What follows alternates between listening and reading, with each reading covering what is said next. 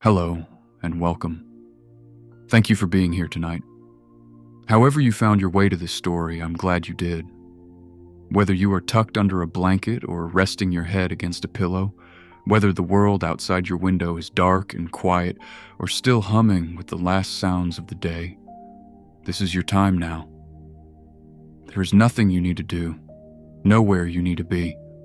Tonight, I have a story for you, a gentle one. About a woman, a library, and the rain. It is a story about what happens when you listen closely to old places and what they might whisper back to you if you are patient enough to hear. So settle in. Let your shoulders drop. Let your breathing find its own slow rhythm. A little longer on the exhale, if that feels right. Let the weight of the day slide off you like water running down a window pane. And when you are ready, we will begin. And so our story begins. The train arrived in Thistlemere at 6:20 on a Thursday evening in October. Alara Finch pressed her forehead against the cold glass of the window and watched the platform materialize out of the rain. It was not much of a platform. A narrow strip of gray stone, a single wooden bench, a sign that read, Thistlemere, in faded white letters on green paint. The letters had been touched up at some point, she noticed, but not recently. The T had begun to peel at its base, and the final E looked as though it had been repainted by someone whose hand was not entirely steady. The train slowed with a long, tired exhalation of brakes. Alara gathered her coat from the seat beside her, pulled it on, and stood. She was the only passenger getting off. She had been the only passenger in this carriage for the last 40 minutes since the woman with the thermos and the crossword puzzle had departed at a station whose name Alara had already forgotten. She stepped down onto the platform and the rain met her immediately. It was not heavy rain, not the kind that hammered and demanded attention. It was the soft, persistent kind. The kind that did not so much fall as simply exist in the air, settling on her hair and her coat and the tops of her shoes with the quiet patience of something that had been here long before she arrived and would be here long after she left. The air smelled of salt and wet stone and something green, moss perhaps, or the particular scent of earth that has been drinking rain for days and has finally had its fill. Alara breathed it in and felt the tightness in her chest loosen by a fraction. She had not realized how tightly she had been holding herself until this moment, standing alone on a platform in a village she had never visited, breathing air that tasted of the sea. There was no one to meet her. She had not expected anyone. The letter confirming her appointment had included directions to the cottage. Turn left out of the station, follow the lane past the post office and the pub called the Wren and Anchor. Take the second right onto Cliff Walk, and the cottage would be the last one before the path turned to grass and dropped toward the sea. The keys would be under the blue pot beside the front door. Alara pulled her suitcase behind her and turned left. The lane was narrow and lined on both sides with stone walls that came up to her waist. Beyond the walls, she could see the shapes of gardens, dark tangles of late autumn growth, the skeletal remains of summer flowers, the occasional stubborn rose still holding a bloom against the season's better judgment. A cat sat on one of the walls and watched her pass with the particular disinterest that cats reserve for strangers. It was a gray cat, almost the same shade as the stone beneath it, and for a moment, it seemed to be part of the wall itself. A small carved gargoyle keeping watch over the lane. She passed the post office, which was closed and dark, its window displaying a handwritten notice about parcel collection hours and a faded poster for a summer fete that had come and gone months ago. Next to it stood a shop with no name on its front, just a window full of tins and jars and a stand of postcards showing the village in sunshine, a version of Thistlemere that felt, in this rain, like a rumor. The pub was easier to find. The wren and anchor had a wooden sign that swung gently in the wind, painted with a small brown bird perched on an anchor wrapped in rope. Light spilled from its windows onto the wet pavement, and through the glass, Lara could see the amber glow of wall lamps and the shapes of people sitting at tables. Someone laughed. The sound reached her muffled and warm, like a voice heard through a blanket. For a moment, she considered going inside. The warmth looked inviting, and she had not eaten since the sandwich she had bought at the station in Exeter, which now felt like a very long time ago.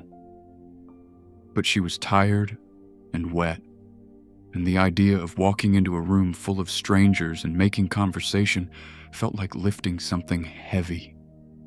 The cottage would be quiet. The cottage would ask nothing of her.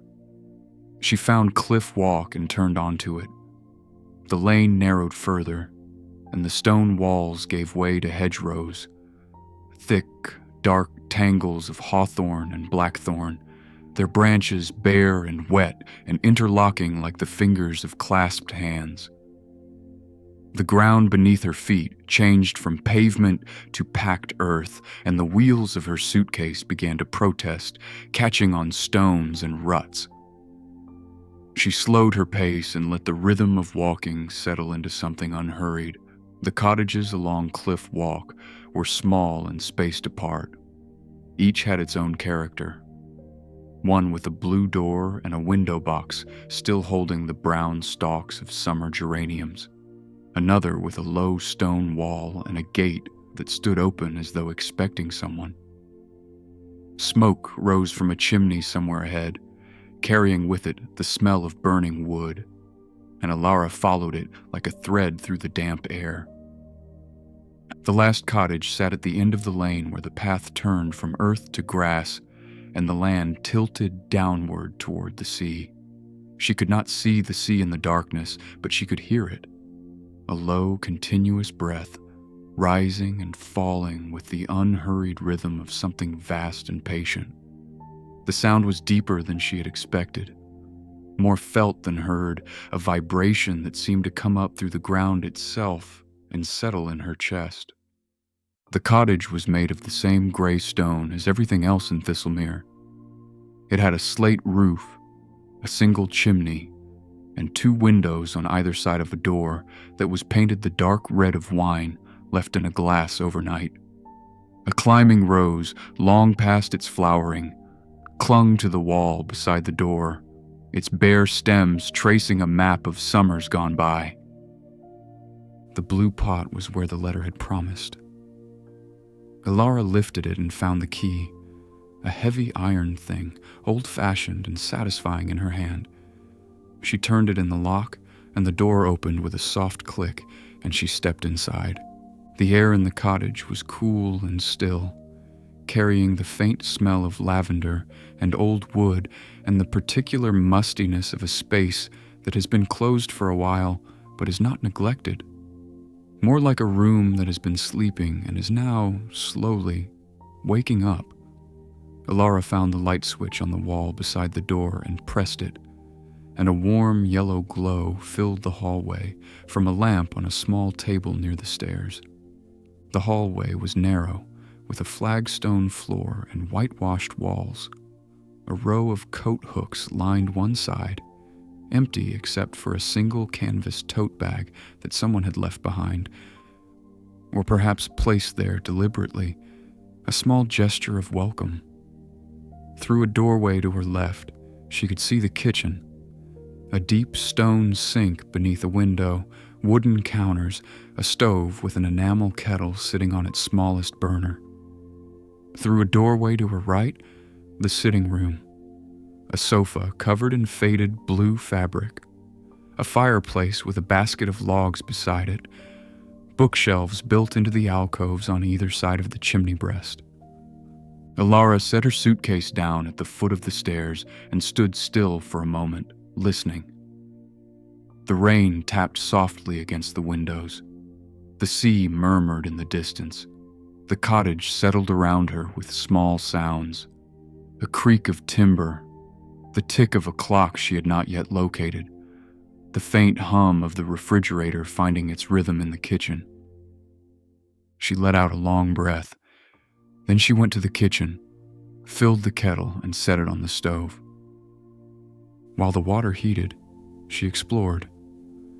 The kitchen cupboards held mismatched mugs and plates in various shades of blue and cream, a jar of tea bags, a tin of biscuits that someone had thoughtfully provided, a small bottle of milk in the refrigerator with a handwritten note taped to it that read simply, "Welcome. Milk is fresh today. Mrs. Calloway." Alara smiled at the note and placed it on the counter where she could see it. The sitting room was small but deeply comfortable. The sofa, when she tested it, gave way beneath her in that particular manner of old, well-used furniture, not collapsed, but softened by years of people sitting in exactly this spot, reading exactly this kind of evening away. The bookshelves held a collection that seemed to have been assembled over decades by many different hands: paperback novels with cracked spines, hardback reference books about birds and coastal plants, a few volumes of poetry, a tide table from 3 years ago, and a children's picture book about a lighthouse that looked as though it had been read 1,000 times. She chose a mug from the cupboard, a deep blue one with a chip on the rim that her thumb found and settled into as though it belonged there, and made her tea. She carried it to the sitting room and sat on the sofa with her legs tucked beneath her. The rain continued its quiet conversation with the windows. The clock, which she had now located on the mantelpiece above the fireplace, ticked with the slow, measured patience of something that had been counting seconds in this room for a very long time. Alara wrapped both hands around the mug and let the warmth seep into her fingers. The tea was strong and simple, the kind of tea that does not try to be anything other than what it is. She took a sip and felt it travel through her, spreading warmth from her throat to her stomach to her limbs, like a small fire being lit in a cold room. She thought about unpacking. She thought about lighting the fire.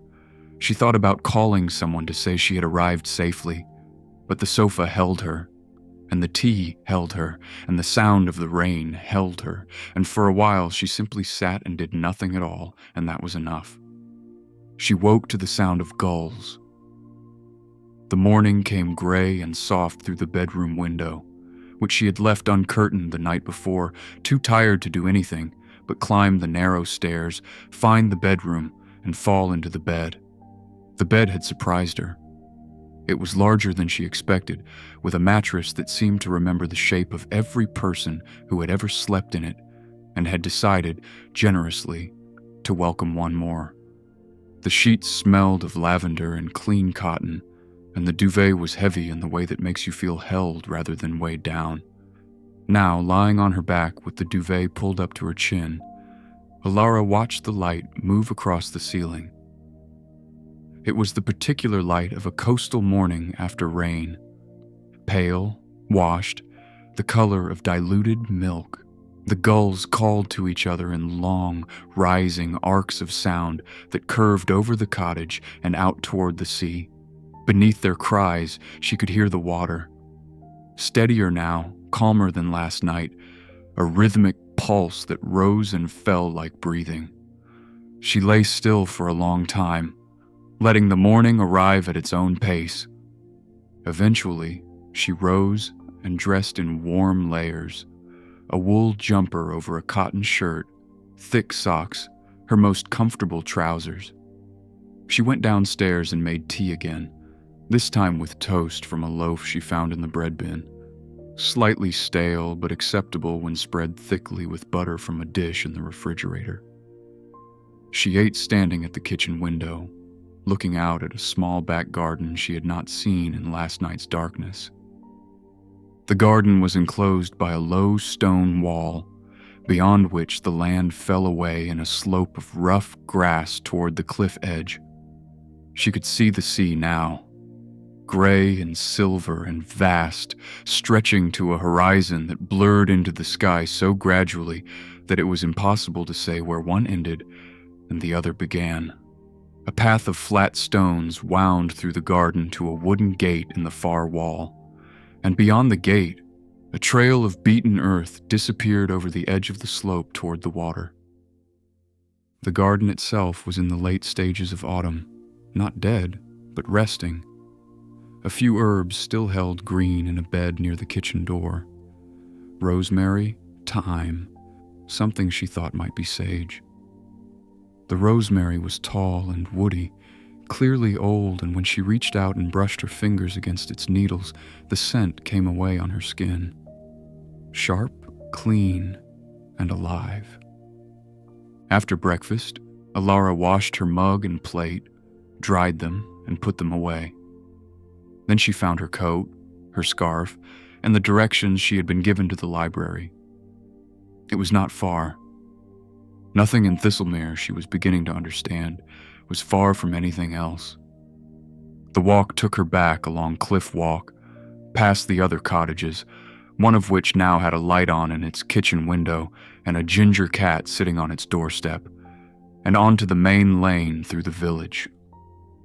In daylight, Thistlemere revealed itself more fully. It was small, a single main street curving gently uphill from the harbor to the church, with lanes and paths branching off on either side like the veins of a leaf. The buildings were almost uniformly gray stone with slate roofs, but each had its own details: a colored door, a window box, a hand-painted sign. The post office was open now, its door propped with a brick, and as Alara passed, she could see a woman behind the counter sorting letters with the practiced efficiency of someone who has handled every envelope in this village for years.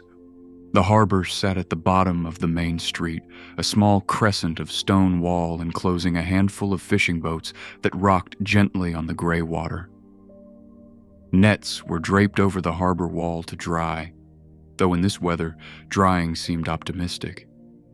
A man in a yellow waterproof jacket was doing something with rope on the deck of the nearest boat, his movements slow and deliberate, and he looked up as Alara passed and gave her a nod that was friendly without being intrusive. She nodded back.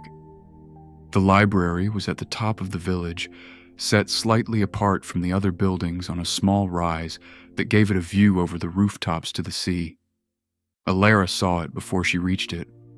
A building that was larger than the cottages but smaller than the church, built of the same gray stone, but with tall windows that caught the pale morning light and held it. The front door was arched and made of dark wood, and above it, carved into the stone lintel, were the words, "Thistlemere Free Library, founded 1893. She stood at the bottom of the stone steps and looked up at the building. It had the quiet confidence of a place that knows its own worth. The windows were clean, the stone was solid, and the door, when she climbed the steps and pushed it open, swung inward with the smooth, heavy movement of a door that has been opened and closed 10,000 times and has grown comfortable with the gesture. The smell reached her before anything else. Old paper and binding glue, furniture polish and wood, the faintest trace of damp stone, not unpleasant, more like the scent of a cellar where good things are kept. And beneath all of it, something she could not name, a warmth, an aliveness, the particular atmosphere of a room that has been filled with words for over a century and has absorbed them into its walls. Alara stepped inside and let the door close softly behind her. The entrance hall was small and tiled in black and white, the tiles worn smooth by decades of feet. A notice board on the wall held pinned notices about book groups, local history talks, and a children's reading hour on Saturday mornings. A rack of leaflets offered information about coastal walks, tide times, and the village's annual lifeboat fundraiser. Beyond the entrance hall, the library opened out. It was a single large room, high-ceilinged, with the tall windows she had admired from outside, running along both side walls. The ceiling was vaulted, not ornately, but with the simple elegance of well-made timber, and from its center hung a chandelier that had been converted from candles to electric bulbs at some point in its history, though it still held the iron frame and curved arms of its original design. The bulbs gave a warm, yellowish light that mixed with the gray daylight from the windows and created an atmosphere that was neither bright nor dim, but something in between, the light of a room designed for reading. The bookshelves ran along every wall, floor to ceiling, made of dark wood that had been polished so many times it seemed to glow from within. A rolling ladder on a brass rail stood against the far wall, its wheels worn to a shine. In the center of the room, 4 large tables were arranged in a square, each with a green-shaded reading lamp and a scattering of chairs, mismatched, wooden, each one slightly different from the others, as though they had been collected one by one over the years, adopted rather than purchased. At the far end of the room, beneath the largest window, stood the librarian's desk. It was a vast thing, oak, with a surface that bore the gentle scars of a century of use, ring marks from mugs, faint scratches from pens, a small groove worn into the edge where generations of librarians had rested their forearms while stamping books. Behind the desk, a door led to what Alara assumed was the back office and storeroom.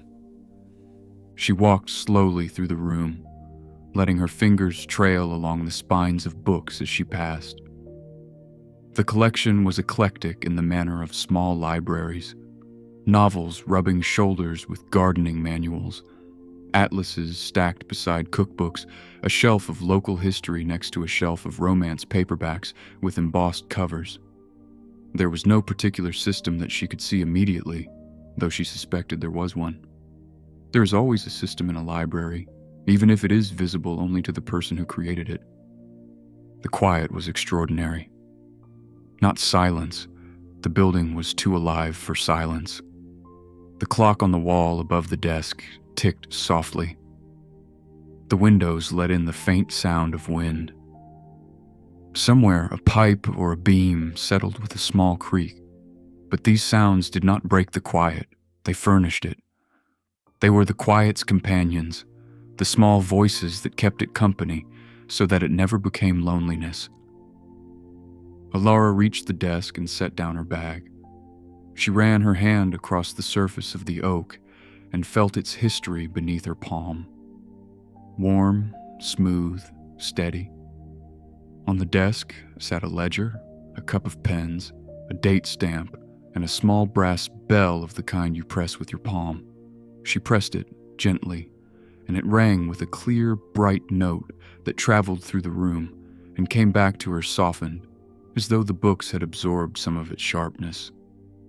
This was her library now, at least for the next 12 months, while the permanent librarian, a woman named Dorothy Wick, recovered from a hip replacement and a subsequent decision to extend her recovery into what she described in her letter as a long overdue visit to my sister in Cornwall, who has been asking me to come for 11 years and has finally worn me down. Alara had been hired as a temporary replacement through an agency that specialized in placing librarians in rural and remote positions that other applicants, younger and more ambitious, tended to pass over in favor of city posts with better pay and faster internet. Alara had not passed it over. She had chosen it. She had chosen Thistlemere precisely because it was small and quiet and far from the city where she had spent the last 3 years working in a university library that processed 800 students an hour during term time and made her feel, by the end of each day, like a component in a machine rather than a person in a room full of books. She had loved the work once. She had loved the students, their urgency and their questions. But somewhere in the 3rd year, the love had been replaced by a tiredness that sleep did not fix, and she had begun to feel that she was disappearing. Not dramatically, not in a way anyone would notice, but slowly. The way a pencil mark fades when you erase it gently, pass after pass, until the page looks blank but still holds the faint impression of something that was once written there. She had seen the posting for Thistlemere and felt something shift. A small coastal village, a library founded in 1893, a 12-month contract, housing provided.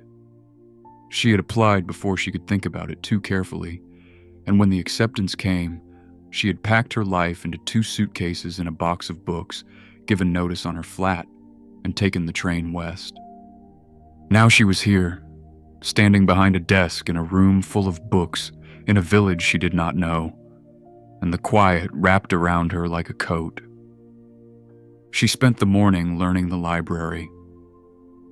Dorothy Wick had left a folder of notes, handwritten, in a small, precise script that covered everything from the heating system, temperamental, the radiator in the far corner needs to be bled monthly, to the regular patrons. Mr. Callum Firth comes every Tuesday for the naval history section. Do not attempt to recommend fiction to him. He will not thank you for it. To the peculiarities of the building itself. The east window sticks in damp weather. The back door must be locked from the inside using the brass key, not the silver one. The chandelier flickers when the wind comes from the north. This is normal and not a sign of electrical fault. Alara read every page, sitting at the desk with a cup of tea she had made in the small kitchen she discovered behind the back office. A narrow room with a sink, a kettle, a tin of tea bags, and a biscuit tin that was, to her delight, full. She read about the library's history, founded by a woman named Margaret Wren, who had donated both the building and the initial collection in 1893, and whose portrait hung somewhere in the library, though Dorothy's notes did not specify where. She found the portrait eventually, on the wall beside the entrance to the back office, partially obscured by a tall shelf of encyclopedias. It was a small painting, oil on canvas, in a simple wooden frame. Margaret Wren looked out from it with an expression that Alara found difficult to read, not stern, not warm, but something in between. Knowing, perhaps. Patient. She had dark hair pinned up in the style of the period, and she wore a high-collared dress of deep green. Her eyes were the most striking feature. They were painted with a clarity and directness that made Alara feel for a moment that Margaret was not being looked at, but was doing the looking. Beneath the portrait, a small brass plaque read, Margaret Wren, 1847 to 1921. Founder of Thistlemere Free Library. She gave us the words. Alara studied the face for a long while, then returned to her desk and continued reading Dorothy's notes. The first patron arrived at 10:30. She was a woman in her 60s with short silver hair and a waxed jacket that looked as though it had been through every weather Thistlemere had to offer and had come out the other side with its dignity largely intact. She carried a canvas bag that clinked faintly as she walked, glass jars, Alara guessed, and she approached the desk with the confidence of someone who had been approaching this desk for decades. "Good morning," she said. "You must be the new one. I am June Hathaway. I run the shop. The one without a name on it, you will have passed it on your way here. I do not believe in naming shops. If people cannot see that it is a shop, a sign will not help them." Alara introduced herself and shook June's hand, which was dry and firm and brief. "Dorothy told me you were coming," June continued, setting her bag on the desk with a decisive clink. "She also told me to be kind to you, so I will say this. The library is the heart of this village. It has been the heart of this village since Margaret Wren put it here. You will find that people come for the books, yes, but they also come for the room. They come for the quiet and the warmth and the feeling that they are in a place where things are steady. Do not rearrange the shelves. Do not change the opening hours, and for the love of all that is sacred, do not replace the biscuits in the kitchen with anything other than digestives." Dorothy made that mistake in her first year, and old Mr. Penhallow did not speak to her for a month. June selected 2 novels from the fiction shelf. She knew exactly where they were without looking, checked them out using the ledger and the date stamp, and left with a nod that managed to be simultaneously welcoming and final. Alara sat at the desk for a moment after June had gone, then opened the biscuit tin in the kitchen and checked. Digestives. She closed the tin and made a mental note. The days found their rhythm. Alara opened the library at 9 each morning, climbing the stone steps with her coat pulled tight against whatever weather the sky had chosen. Rain, mostly, but occasionally a morning of pale, washed sunshine that turned the sea silver and made the wet slate roofs of the village glitter like the scales of fish. She unlocked the heavy front door, switched on the lights, and performed the small rituals of opening. Checking the radiators, turning on the lamps at the reading tables, putting the kettle on in the kitchen, and setting out the day's newspaper on the largest table where it would be read by no fewer than 4 people before lunch. The morning regulars arrived like clockwork. June Hathaway came most days, not always for books, but often simply to sit in the armchair by the east window and read the newspaper with a cup of tea that she made herself in the kitchen, having informed Alara on the second day that she preferred to make her own tea because no one else in this village steeps it long enough. Mr. Callum Firth came on Tuesdays and Thursdays, a tall, thin man in his 80s with white hair and steady hands, who went directly to the naval history section and spent 2 hours reading with the concentration of a scholar and the silence of a monk. He acknowledged Alara with a nod each time he arrived and a nod each time he left, and she understood that this was not rudeness but simply the manner of a man who had spent his life on boats and had learned that not every moment required words. There was a young mother named Sarah who brought her toddler on Wednesday mornings and let him loose in the children's corner, a small alcove fitted with a low shelf of picture books and a rug patterned with a map of an imaginary island. The child, whose name was Rowan, approached the books with the specific intensity of someone who believes that if he pulls hard enough, the pictures might come loose from the pages. Sarah would apologize, and Alara would tell her it was fine, because it was. Books were meant to be handled. That was the whole point of them. There was an elderly man named Arthur who came every afternoon at 2 o'clock, sat at the same table, and worked his way through the library's collection of crossword puzzle books with the methodical determination of someone on a campaign. He brought his own pen, a fountain pen with blue ink, and he filled in each square with the careful precision of a man who considered neatness a moral virtue. He never asked for help. He never spoke except to say good afternoon when he arrived and thank you when he left, but he smiled at Alara each time, and the smile was warm, and it was enough. And there was Thomas Marsh, who owned the bookshop 2 streets over, a tiny, cluttered place that smelled of old paper and pipe tobacco, though Thomas himself did not smoke.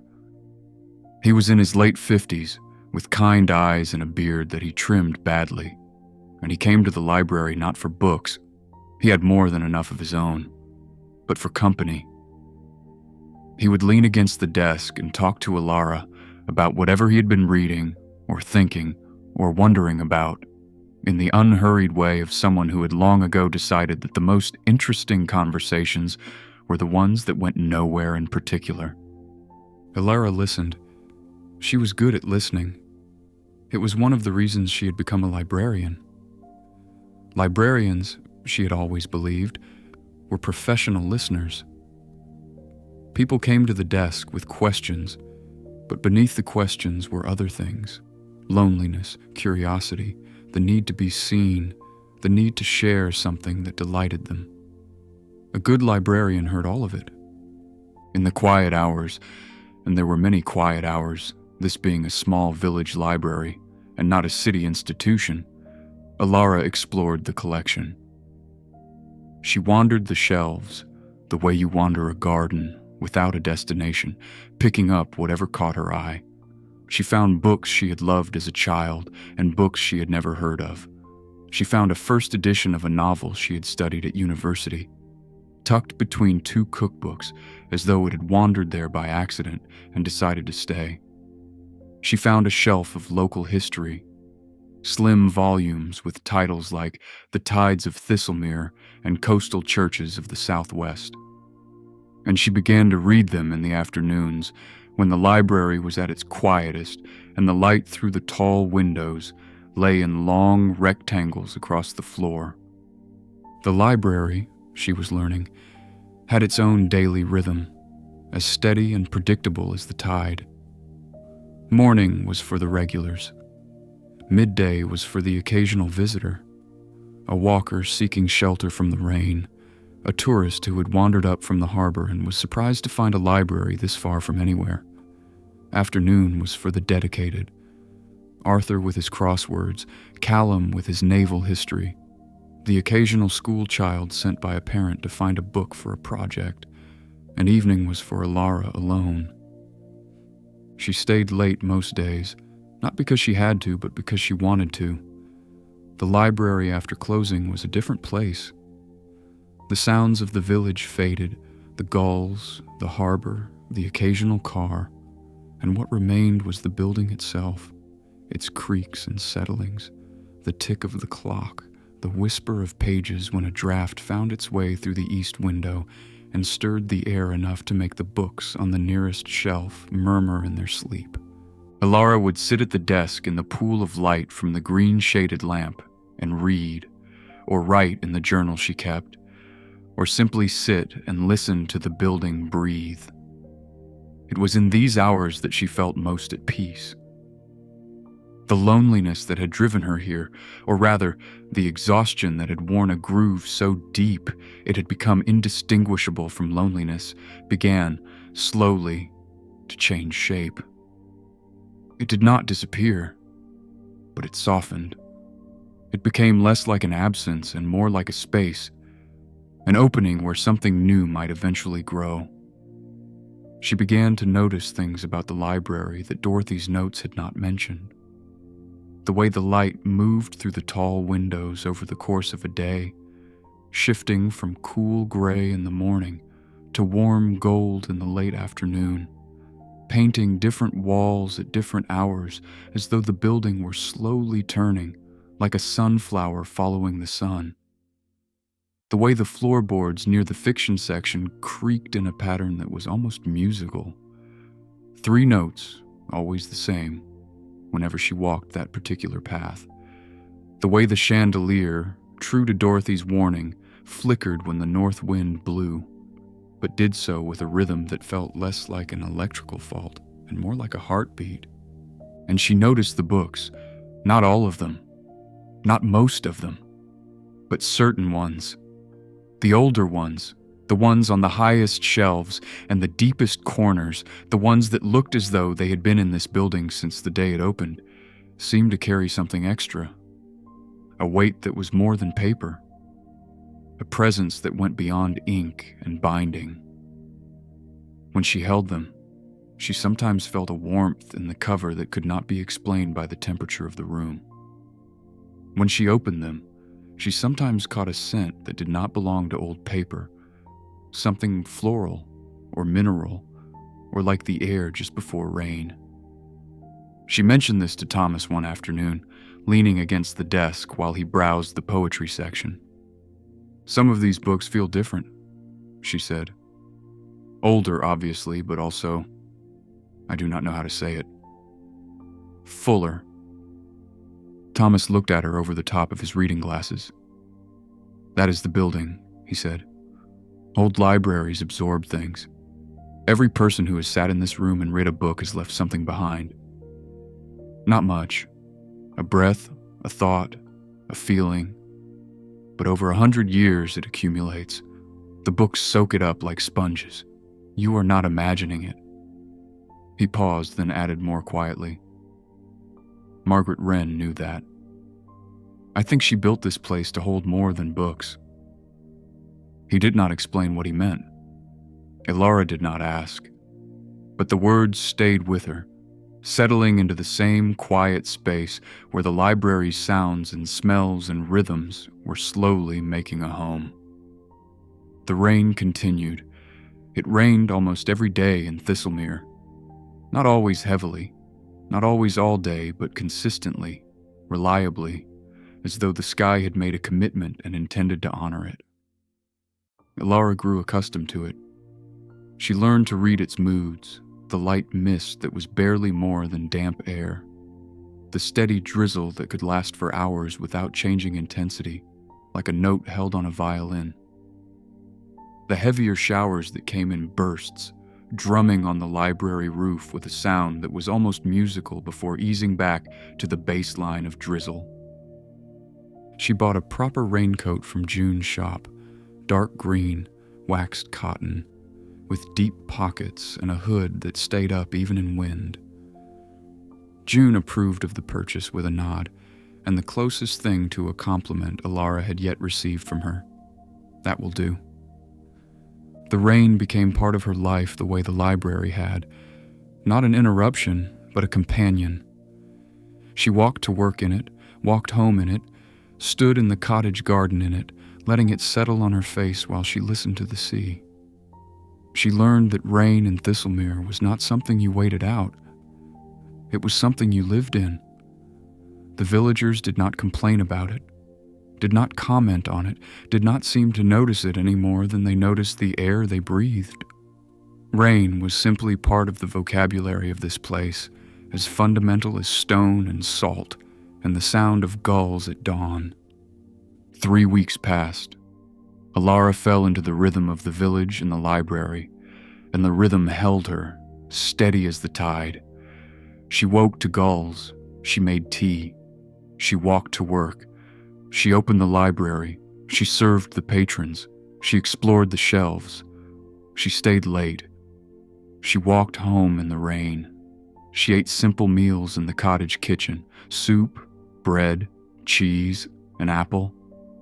She read by the fire, she slept beneath the heavy duvet in the lavender-scented bed, and the sound of the sea came through the window and mixed with her dreams. It was a good life, a quiet life, a life that asked nothing of her except to be present and to listen and to care for the books. And she did. She cared for them the way you care for living things, gently, attentively, with the understanding that they were not just objects but vessels, carrying something fragile and important from one person to the next, across years and distances that no single human life could span. She did not yet know that the library was carrying something else as well, something that only the rain could wake. The first real storm came on a Friday night in the 3rd week of November. Alara had noticed the sky changing throughout the afternoon, the usual gray deepening to something heavier, darker, the color of wet slate left in shadow. The wind had shifted too, swinging from the west to the southwest and picking up strength, tugging at the library door each time someone opened it and sending a scatter of leaves across the tiled entrance hall. By 4 o'clock, the light through the tall windows had taken on a bruised, amber quality, and the sea, visible from the window behind the desk, had changed from gray to a deep, unsettled green. The last patron left at 4:30. Arthur, folding his crossword book closed with careful precision and tucking his fountain pen into his jacket pocket. "Nasty one coming," he said as he passed the desk, nodding toward the window. "You will want to get home before it hits." Alara thanked him and watched him leave, his slight figure bending into the wind as he descended the library steps. She should have followed his advice. She had intended to. But she was in the middle of shelving a stack of returns, and one of them, a slim volume of maritime poetry she had not seen before, had caught her attention, and she had opened it at the desk to read just one poem, and the poem had led to another, and the wind had picked up outside without her noticing, and by the time she looked up from the book, the storm had arrived. It arrived not gradually but all at once, the way storms do in coastal places, as though the sky had been holding its breath and had finally let go. The rain came down in sheets, not the gentle, persistent rain she had grown accustomed to, but heavy, driving rain that hit the windows with a sound like handfuls of gravel being thrown against glass. The wind rose to a pitch that turned the familiar sounds of the building, creaks, settlings, the tick of the clock, into something louder and more urgent, as though the library itself was bracing against the weather. Ilara set down the poetry book and went to the east window, which was rattling in its frame. She pressed her palms against the glass and felt the cold and the vibration of the rain, and through the streaked pane she could see the village below. The lights of the cottages and the pub blurred by water, the harbor invisible in the darkness, the sea a sound rather than a sight, a roar that came up the hill and pressed against the building like a living thing. She should go home? The sensible thing was to lock up, pull on her coat, and walk down to the cottage before the storm got worse, but the walk would take 10 minutes, and in this rain, she would be soaked through in two. And the library was warm and dry, and she had the kettle and the biscuit tin and the green shaded lamp and the books. She decided to wait it out. She made tea. She found the biscuit tin and took 3 digestives, one more than she usually allowed herself, but storms, she felt, warranted a 3rd biscuit. She carried her mug back to the desk and sat down in the pool of lamplight while the storm raged against the windows and the chandelier swayed almost imperceptibly on its chain, its bulbs flickering once, twice, then holding steady. The building felt different in the storm. The quiet that Ilara had come to love, the quiet that was not silence but a kind of breathing, had been replaced by something else. The library was full of sound now, but it was sound that seemed to have a direction, a purpose. The rain drove against the roof and walls with a rhythm that was almost musical. The wind found gaps and crevices and sang through them in long, low notes. The timbers of the roof creaked and groaned, not in distress, but in the manner of an old ship riding heavy seas, every joint and beam doing exactly what it was built to do. Ilara sat and listened and felt the building hold. It had been holding for over 130 years. It knew how to do this.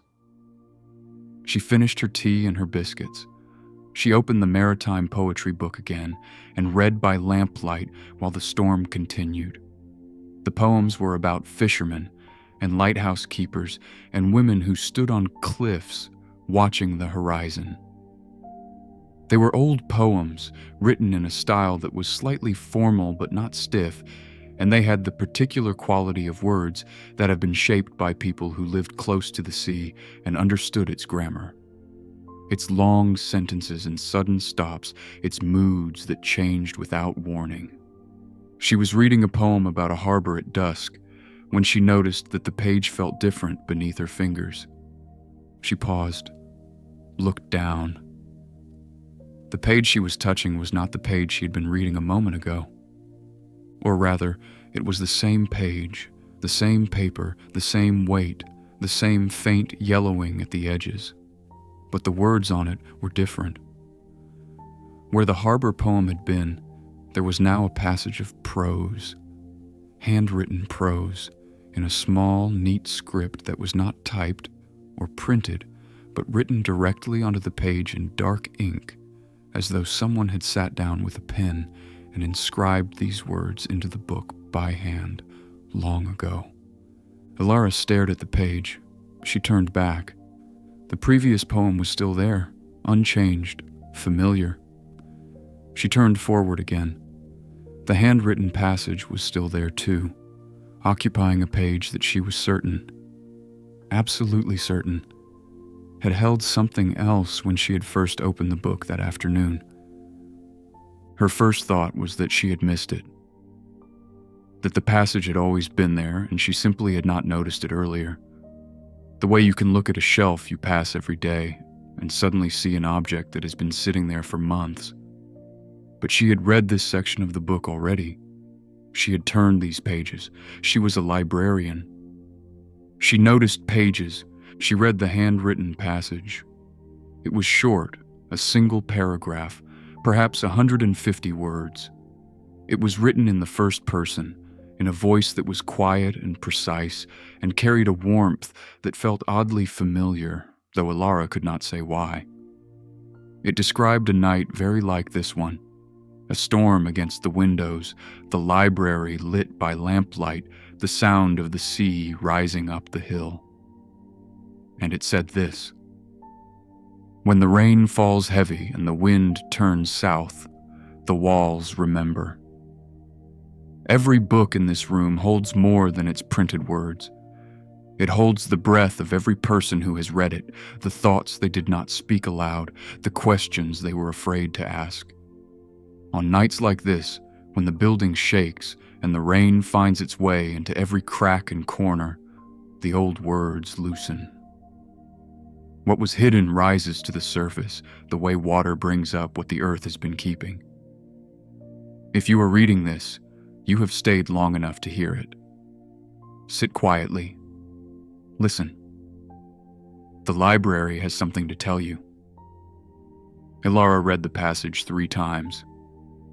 Then she closed the book, set it on the desk, and pressed her hands flat on the oak surface and breathed. The storm continued outside. The chandelier flickered. The clock ticked. She opened the book again. The passage was still there. She stood up and walked to the nearest shelf. The fiction section, where the older volumes lived, the ones with cloth covers and embossed spines that had been handled so many times the lettering had worn to ghosts. She pulled a book at random, a Victorian novel she had never read, and opened it to the middle. There, on a page that should have held the 12th chapter of a story about a governess and a country house, was another passage of handwritten prose. Different words, but the same ink, the same small, precise script. This one described the smell of the library in summer, warm dust and sun-heated stone, and the particular sweetness of old paper when the air is still. It described the light falling through the windows in long golden columns and the way the dust motes hung suspended in those columns like tiny planets in their own small universe. Alara closed the book, opened another. A book of natural history, one of the oldest on the shelf, its cover the dark green of moss. In its pages, tucked between an illustration of a common wren and a passage about migratory patterns, was another handwritten text. This one about the sound of rain on different surfaces. Rain on slate, rain on glass, rain on the surface of the sea, rain on the leaves of a beech tree, rain on the open pages of a book left outside on a bench. Each sound was described with a precision that made Alara hear it as she read, as though the words were not describing sound, but producing it. She moved through the library like a woman in a dream, pulling books from shelves, opening them, finding the hidden passages nestled among the printed text, like small, secret rooms in a house she thought she knew. Not every book held one. Most were unchanged. Their pages held exactly what they had always held, nothing more. But the older ones, the ones that had been here the longest, the ones that felt warm when she held them and carried that faint scent of something beyond old paper, these were the ones that had opened. She found 11 passages that night. Each was written in the same hand. Each described a different aspect of the library, the village, or the sea. Not as facts or as history, but as experiences.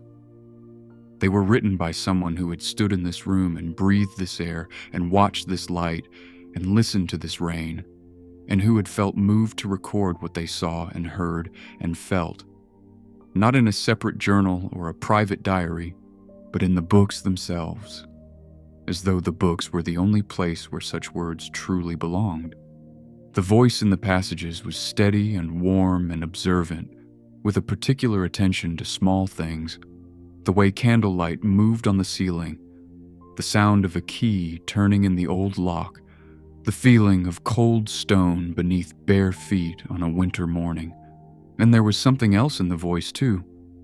A loneliness, gentle and unforced, that Alara recognized the way you recognize your own reflection in a window you did not know was there. She read until the storm began to ease, the rain softening from its heavy assault to a steadier, quieter rhythm, the wind dropping from a roar to a murmur. Then she sat at the desk in the lamplight and looked at the books she had pulled from the shelves, stacked in a careful pile beside her, and she tried to understand what had happened. The passages had not been there before the storm. She was certain of this. She had handled many of these books over the past 3 weeks, shelving them, dusting them, opening them out of curiosity or habit. She would have noticed handwritten text. She would have noticed the ink, the script, the quality of the prose. These were not marginal notes or casual scribbles. They were composed. They were deliberate. They were beautiful. And they had appeared only tonight, only in the storm. Alara looked up at the portrait of Margaret Wren, half hidden by the encyclopedia shelf. The painted eyes looked back at her with that same expression she had noticed on her first day. Not stern, not warm, but knowing. Patient. As though Margaret had been waiting for something, and the waiting was not yet over, but it was closer to ending than it had been before. She gave us the words, the brass plaque, the inscription that Alara had read and thought she understood. She had assumed it meant that Margaret had given the village books, literacy, education, access to literature, the words of others collected and preserved. But what if it meant something else? What if Margaret Wren had given the library her own words too, hidden them in the pages of the books she donated, written in her own hand, in ink that was visible only when the conditions were right, when the rain was heavy enough and the wind turned south and someone stayed late enough to listen? It was a thought that should have seemed impossible. Alara was a sensible person. She believed in the physical world, in the ordinary mechanics of paper and ink, in the fact that books held what was printed in them and nothing more. But she was also a librarian, and librarians know, even if they do not always say it, that books are strange, that they hold more than their contents, that a book that has been loved by many hands carries something extra, something that cannot be weighed or measured but is as real as the paper itself. She sat in the lamplight for a long time, listening to the rain ease and the buildings settle and the clock tick its slow, patient count. Then she took her notebook from her bag and began to write down what she had found, recording each passage, each book, each location on the shelf. She wrote carefully, precisely, the way the hidden texts themselves were written, with attention, with care, with the understanding that some things must be set down in writing because they are too important to trust to memory alone. It was almost midnight when she finally locked the library door and walked home through the wet streets. The storm had passed, leaving behind a calm so deep it felt like a held breath. The air was washed clean, carrying the sharp, mineral scent of rain-soaked stone and the softer smell of earth that has been thoroughly soaked and is now, slowly, beginning to breathe again. Puddles lay in the hollows of the lane, reflecting the light from cottage windows in small, trembling ovals of gold. Alara walked slowly, her boots splashing softly through the puddles, and she did not hurry. She returned to the library early the next morning, before the usual opening time, while the village was still quiet and the light was the pale, uncertain gray of a sky that has not yet decided what kind of day it intends to be. She went to the shelf where she had found the first passage, the maritime poetry book, and opened it to the page. The handwritten passage was gone. The page held the harbor poem again, printed and ordinary, exactly as it had been when she first encountered the book weeks ago. She turned the pages back and forth. She checked the adjacent poems. Nothing. The neat, dark script was nowhere to be found. She checked the Victorian novel. The governess and the country house were back in their places, the 12th chapter uninterrupted. The natural history book held its wrens and its migratory patterns and nothing else. Every passage she had found the night before had vanished. Alara stood in the quiet library, holding the maritime poetry book, and felt a strange doubling. The certainty of what she had seen last night pressing against the evidence of its absence this morning. The words had been there. She had read them. She had felt the texture of the ink beneath her fingertips, slightly raised on the page, the way old handwriting is when the pen has been dipped in good ink and pressed with conviction. But she had her notebook. She had written the passages down. She opened it now and read her own transcriptions, written in her own hand at the desk at midnight, and the words were there on the page, exactly as she remembered them. That was real. That had happened. She spent the rest of the morning at the desk, thinking. She thought about the storm and the rain, and the way the building had felt different in the weather, not just louder, but more present, as though the building itself had woken up. She thought about Thomas's words. Margaret Wren built this place to hold more than books. She thought about the brass plaque. She gave us the words. And she thought about the passages themselves, their warmth, their precision, their gentle loneliness, and the way they had described the library with the intimate knowledge of someone who had not just visited this room, but had lived in it, breathed with it, loved it. She formed a theory. She did not call it a theory. She called it a feeling, which was more honest. And the feeling was this. The passages were Margaret's. They had been written by her, or placed by her, or embedded in the books through some method that Alara did not understand and was not sure she needed to. And they appeared only in the rain. Only when the storm was heavy enough to wake them, the way deep water is needed to coax seeds from dry ground. The feeling sat in her chest, warm, tentative, alive. And she held it there the way she held the warmth of her morning tea, carefully, as something to be protected. She told no one. The days continued. November deepened toward December. The light shortened, the mornings arriving later and departing earlier, squeezing the daylight into a narrow band of gray and silver that felt, by mid-afternoon, already nostalgic for itself. The village drew inward, the way coastal places do in winter. The harbor grew quieter. The lanes emptied earlier.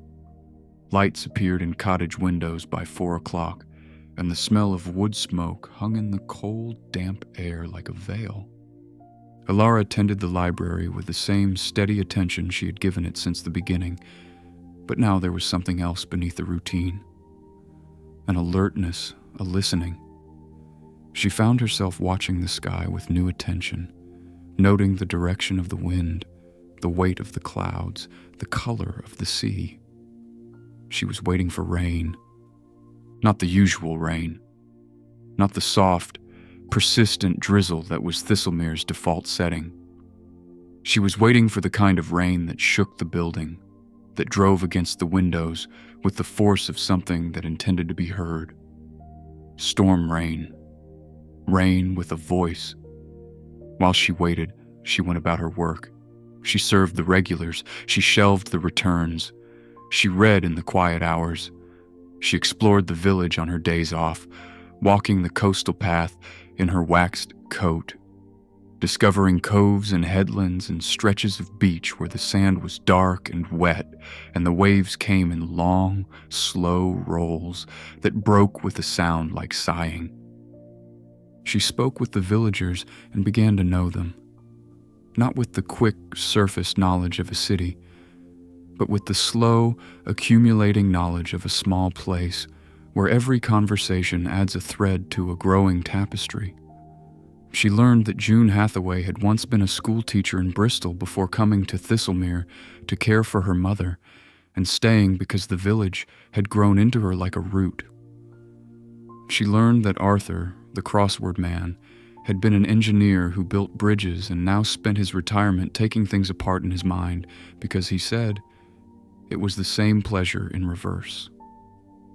She learned that Thomas Marsh had opened the bookshop after his wife died because books had been the only thing that made the empty evenings bearable, and he had decided that if they could save him, they could save others too. And she learned slowly about Margaret Wren, not from any single source, but from the accumulated fragments that surfaced in conversations the way shells surface on a beach after a tide, unexpected, unasked for, offered up by the village's collective memory in pieces that Alara gathered and held. June mentioned her once, in passing, while selecting a novel from the shelf. Margaret Wren was an unusual woman, she said. She never married. She lived alone in a cottage near the cove, the one that is just ruins now. And she spent her inheritance building this library. People thought she was eccentric. Some thought she was mad. But she had a vision for this place, and she saw it through. Thomas spoke of her with a particular tenderness, as though she were someone he had known rather than a figure from a century ago. She was a collector, he said one afternoon, leaning against the desk. Not of objects, but of moments. She believed that a place could hold the memory of what had happened in it, and that books were the best vessels for memory, because they were already full of other people's experiences. She thought that if you placed enough words in a room, the room itself would begin to remember. Even Callum, the silent naval historian, offered a fragment. He stopped at the desk one Thursday, which was unusual. He typically left with only his customary nod, and said, in his quiet, measured voice, "My grandmother knew her. Margaret Wren." She said that Margaret used to walk to the cove every evening, no matter the weather, and stand at the water's edge and whisper. My grandmother asked her once what she was saying. Margaret told her she was returning the words. He paused, then added, "I never understood what that meant. Perhaps you will." And then he left, with his nod, and Alara sat at the desk and wrote the phrase in her notebook, returning the words. The second storm came on a Tuesday night, 3 weeks after the first. Alara was ready. She had made a decision, sometime during the waiting weeks, that she would not leave the library when the next big storm came. She would stay. She would bring a blanket and a thermos and extra biscuits, and she would sit at the desk and wait for the rain to wake the books. The storm arrived in the late afternoon, announced by a change in the light, the western sky turning a deep, bruised purple that spread slowly eastward like a stain in water. By 4 o'clock, the wind had risen sharply, and by 5, the rain had begun, first as scattered bursts, then as a steady downpour, then as a wall of water that hit the library windows with a sound that was no longer like gravel, but like the flat of a hand, open and insistent. Alara locked the front door at closing time. She turned off the overhead lights but left the desk lamp on, its green shade casting a warm circle of light on the oak surface. She made tea, wrapped the blanket around her shoulders, and sat. She waited through the first hour, listening to the storm build. The building groaned and creaked around her, its old bones flexing in the wind. The chandelier swayed gently, The clock ticked. The rain found new rhythms, new intensities, running through its repertoire of sounds. The hard percussion on the roof, the softer patter on the windows, the distant roar of water finding its way down the hill to the harbor. At 7:30, she went to the shelves. She started with the maritime poetry book, pulling it from its place and opening it to the page where she had found the first passage. And there it was, the handwritten text, dark ink on yellowed paper, appearing as though it had always been there, as though the poem it had replaced had never existed. The words were the same as before. When the rain falls heavy and the wind turns south, the walls remember.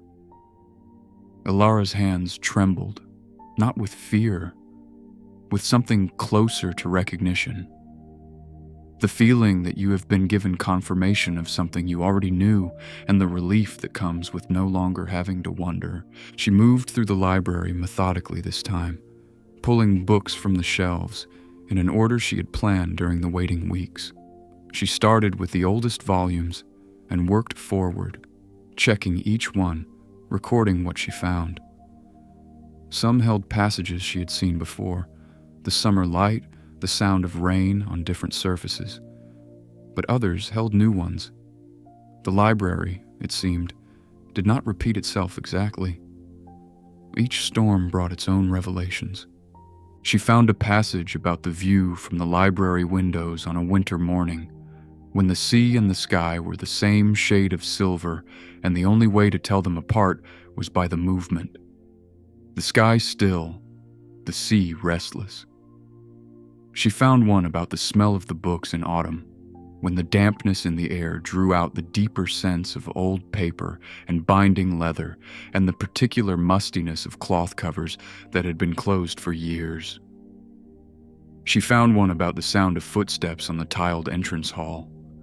Different footsteps, different people, each with their own rhythm and weight, and how the building knew them all.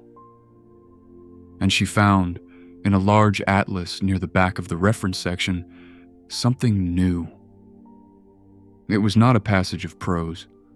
It was a drawing, a small, precise sketch done in the same dark ink as the handwritten texts. It showed the cove that lay below the village, rendered with the careful detail of someone who had stood at its edge many times and knew every rock, every curve of sand, every line of the cliff face. And at the edge of the cove, drawn with particular care, was a small stone cottage with a single chimney and a door facing the sea. Beneath the drawing, in the same handwriting, were 4 words: "This is where I listen." Ilara sat down at the nearest table and studied the drawing. The cottage in the sketch was small and simple. A single room, by the look of it, with thick walls and a low roof.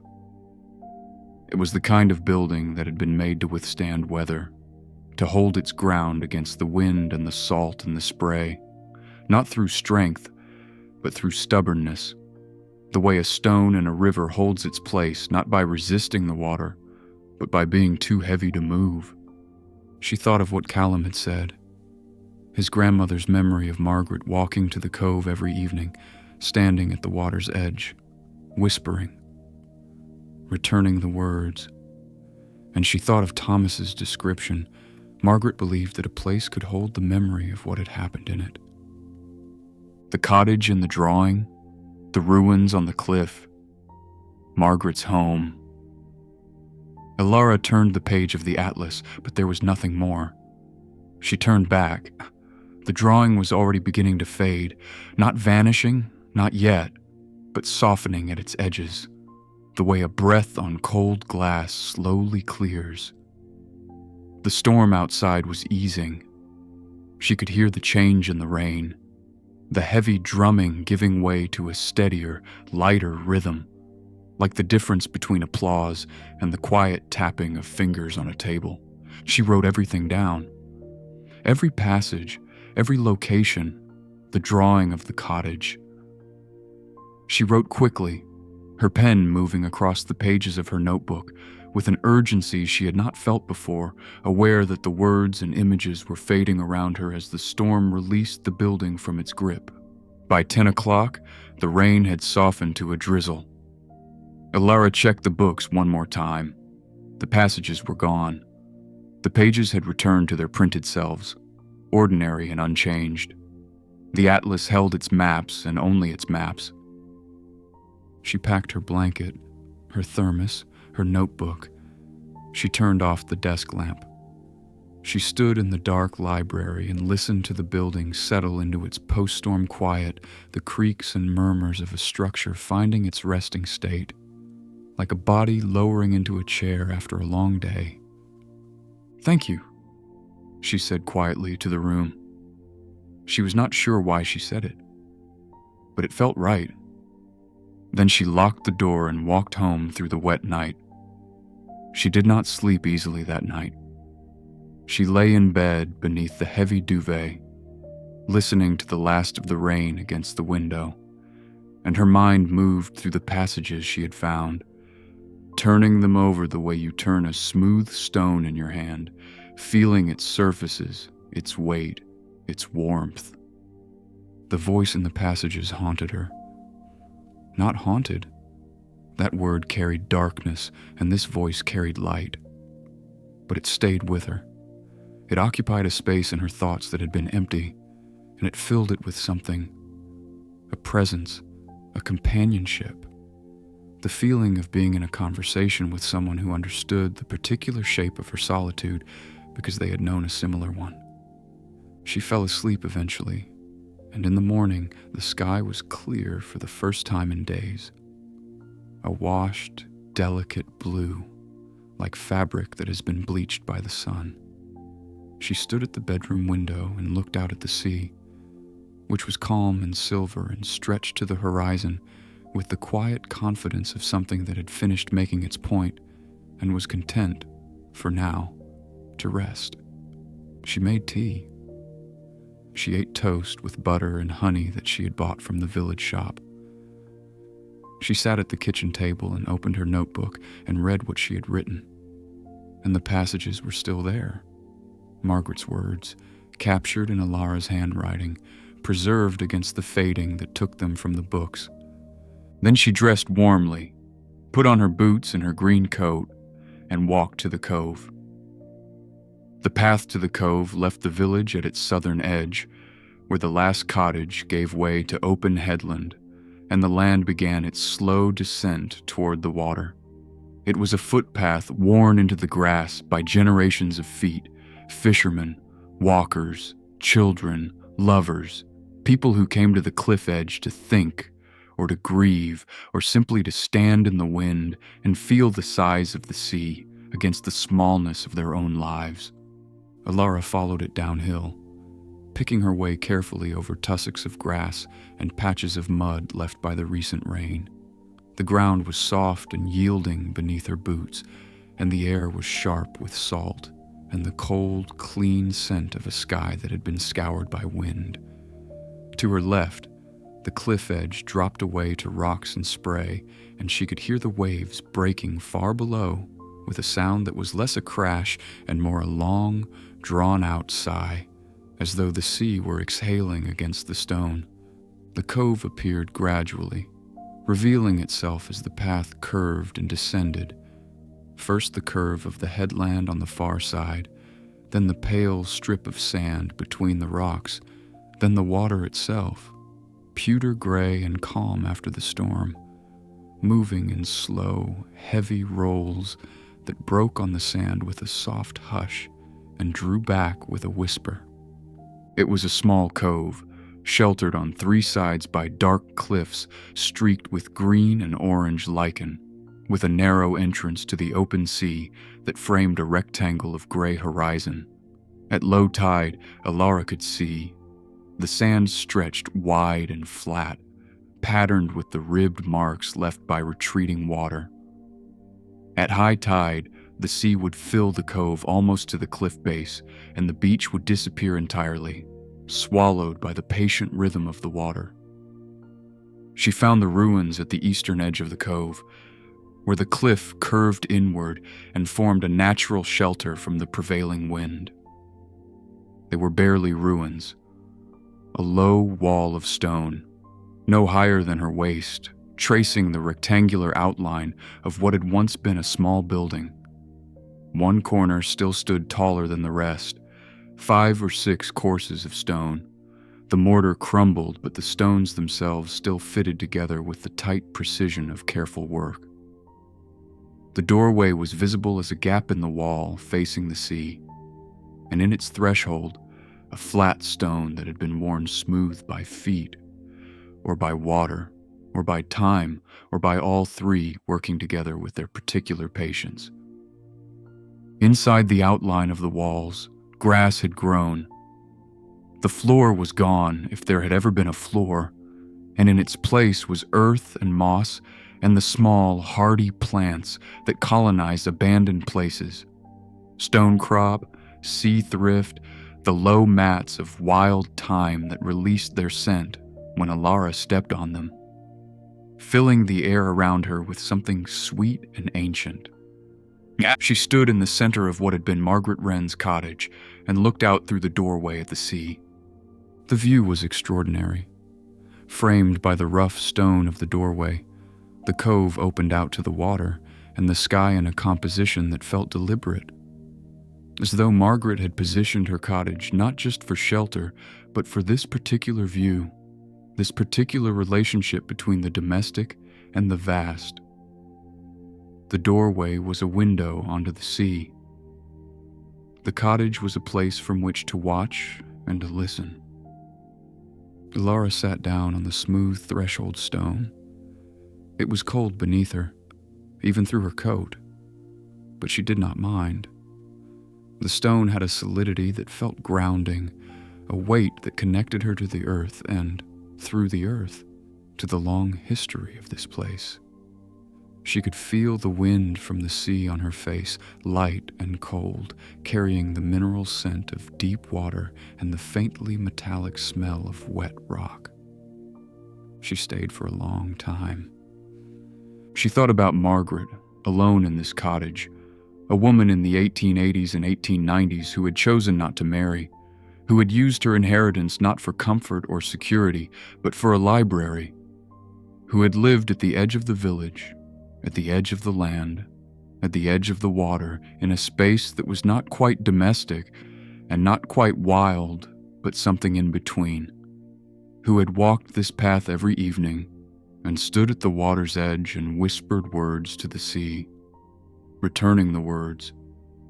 Alara did not yet understand what that meant, but she was beginning to feel its shape, the outline of an idea, like the outline of the cottage walls around her, incomplete but present, suggesting the form of something that had once been whole. She walked back to the village slowly, taking the path at a pace that matched the rhythm of the sea below her. And by the time she reached the cottage on Cliff Walk, the morning had settled into a quiet gray noon, and she was ready for soup and bread and the warmth of her own small fire. The next Tuesday, Callum Firth stayed late. This was unprecedented. In the weeks Alara had known him, Callum's routine had been as fixed as the tide table. Arrive at 10, naval history section, 2 hours of reading, nod on departure. But on this Tuesday, he remained at his table past noon, past 1 o'clock, past 2, his book closed in front of him, and his hands resting on its cover with the stillness of a man who has made a decision and is gathering himself to carry it out. Alara noticed, but did not intrude. She had learned, in her years as a librarian, that there were times when the most helpful thing was to be present without being visible, to create a space in which someone could do what they needed to do at their own pace, in their own time. At 2:30, Callum stood, picked up his book, and walked to the desk.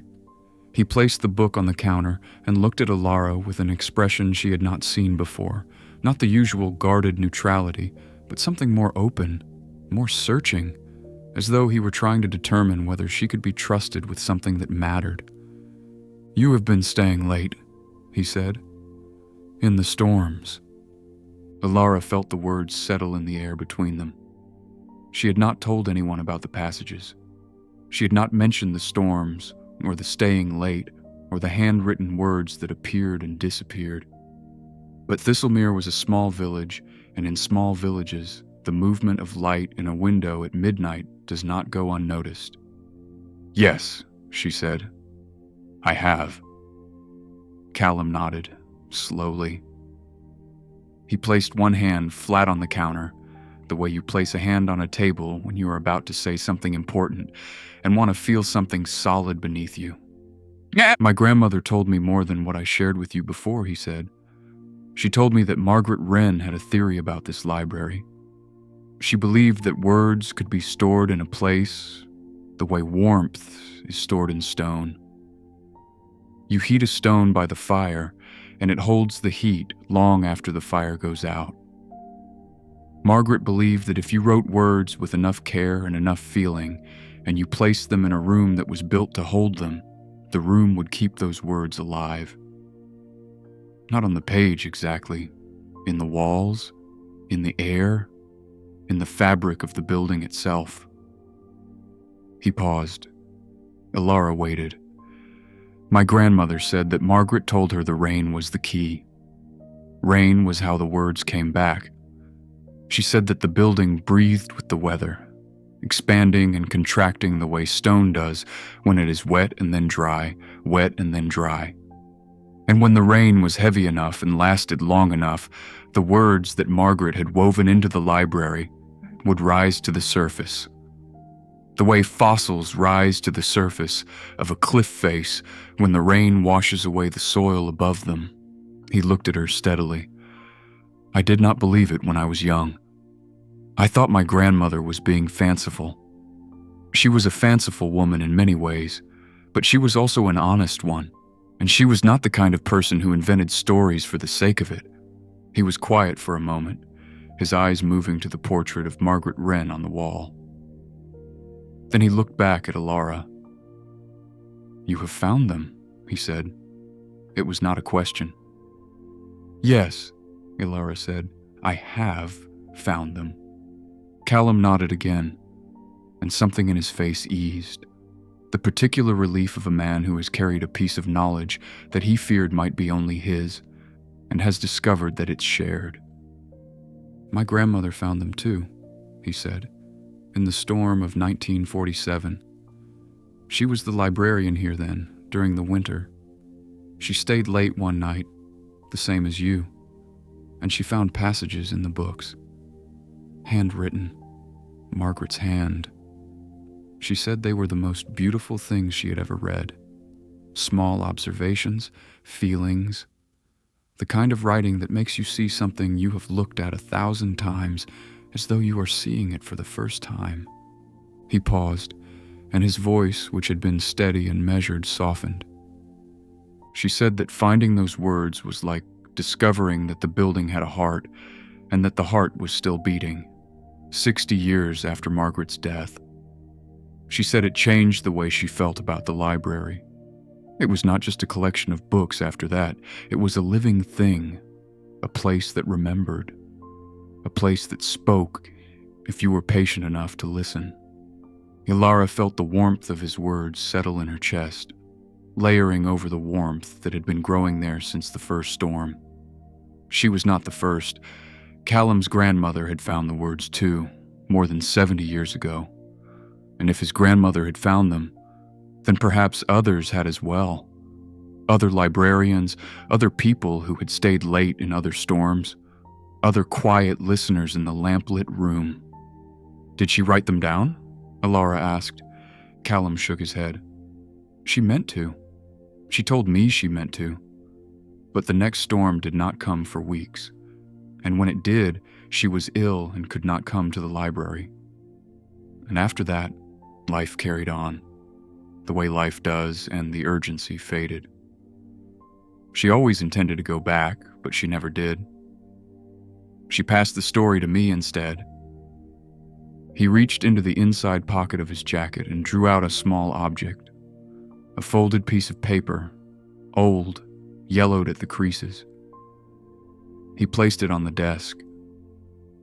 "She did keep this," he said. "She found it tucked into a book of tidal charts during that storm in 1947. It was the only passage that did not disappear with the others when the rain stopped. She thought perhaps it was different because it was written on a separate piece of paper, not on the book's own pages." Alara unfolded the paper carefully. It was small, the size of a postcard, and the handwriting on it was the same hand she knew from the library's storm passages. Margaret's hand. The ink was faded, but legible, and the words were these: "I have given the library my voice. Not because I wish to be remembered, memory is a burden I would not place on anyone, but because I believe that a building that holds words should also hold the words that were never printed, the private ones, the ones spoken in empty rooms, the ones whispered to the sea. These are the words that matter most because they were given freely, without expectation of an audience, without hope of permanence. They were offered to the air and the water and the stone, and the air and the water and the stone accepted them and held them. If you are reading this, it means the rain has brought you here. That is how it was meant to work. The rain is not a key. The rain is a voice. It speaks, and the building answers. What you find in the books on nights like these is not my writing. It is the building's memory of my writing. It is the library telling you what it remembers of me. Take care of it. Not the building. The building will take care of itself. Take care of the listening. Come when the rain falls. Sit in the quiet. Let the walls speak. And if you hear something that moves you, carry it with you, not as a fact, but as a feeling. That is all I ever wanted. To leave behind not a monument, but a murmur. A whisper in the rain. Monsieur Wren." Alara read the letter twice. The second time, her vision blurred slightly, and she blinked and found that her eyes were wet. She looked up at Callum. He was watching her with a gentleness that she had not suspected existed beneath his customary reserve, the gentleness of a man who has guarded something precious for a long time and is grateful, finally, to share the weight. "Keep it," he said. "My grandmother would have wanted the librarian to have it." Alara folded the letter carefully along its original creases. She held it in both hands and felt its weight. Almost nothing, physically. The weight of old paper and old ink. But the other weight, the weight of Margaret's words and Callum's grandmother's memory and Callum's years of keeping the story, that weight was considerable.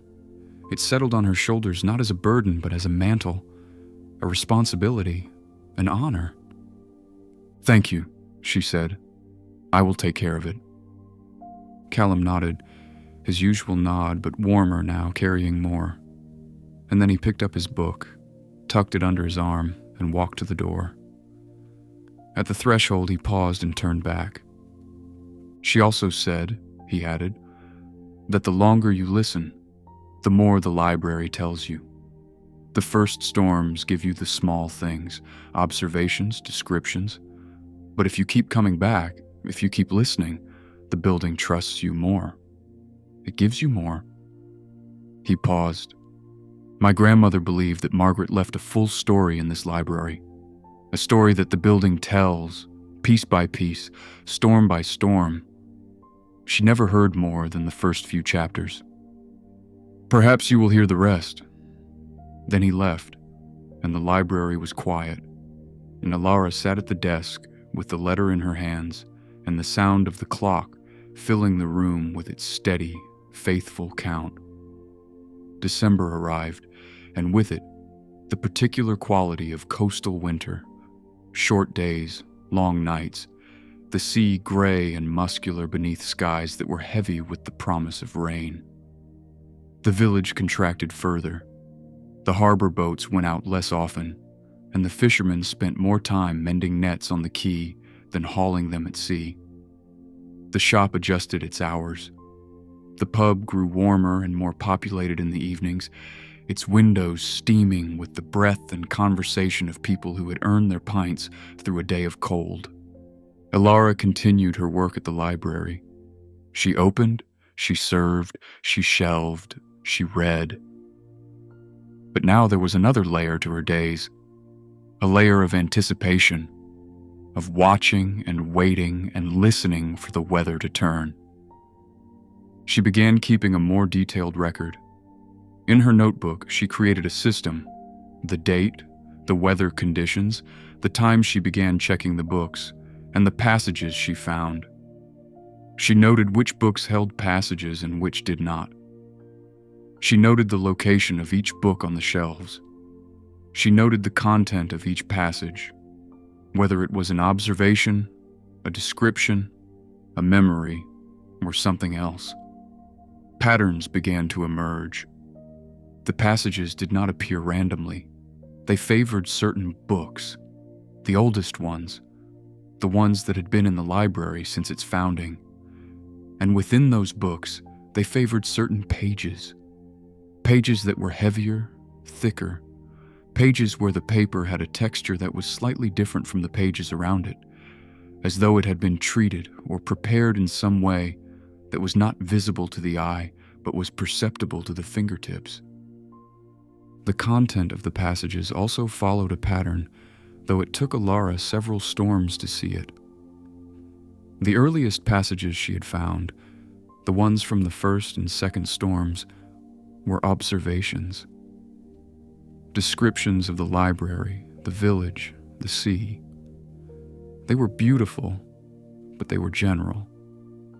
They could have been written by anyone who loved this place, but as the storms continued through December, and December was generous with storms, the southwest wind bringing them in at regular intervals, sometimes 2 in a single week, the passages changed. They became more personal, more specific, more like entries in a diary than observations in a nature journal. She found a passage about loneliness, not the sharp loneliness of abandonment, but the soft, chronic loneliness of a woman who had chosen a life that the world did not understand, and who felt the weight of that choice most acutely in the evenings, when the work of the day was done and the cottage was quiet and the only company was the sound of the sea. She found a passage about joy, the particular joy of watching a child discover a book for the first time, the way the child's eyes widened and their body grew still and they entered the world on the page, with a completeness that adults, burdened by self-consciousness, could rarely achieve. She found a passage about the sea at night, how Margaret would stand at the water's edge in the dark and feel the vastness of it, the weight of all that water moving in the darkness, and how it made her feel not small but connected, as though the boundary between her body and the world had grown thin enough to see through. Each passage was a fragment. Each storm offered a handful, sometimes 3 or 4, sometimes as many as 15. And Elara gathered them the way you gather shells on a beach, one by one, turning each one over in her hands, marveling at its shape and color, adding it to the growing collection in her notebook. She began to see the outline of a larger story, not a narrative exactly. There was no plot, no sequence of events building toward a climax, but a portrait of a woman, drawn in fragments, assembled piece by piece from the shards of her inner life that she had hidden in the pages of books. Margaret Wren, born in 1847, died in 1921, a woman who loved words and the sea and this village and this library. A woman who understood that the most important things she had to say were not the things that could be printed and bound and shelved, but the things that could only be whispered to the walls, to the water, to the rain. Elara carried the portrait of Margaret with her the way you carry a conversation with a friend, always present, always alive, always adding new details and dimensions with each encounter. She thought of Margaret in the mornings, making tea in the cottage kitchen, looking out at the same sea Alara looked at. She thought of Margaret in the library, standing where Alara stood, touching the same books, hearing the same clock.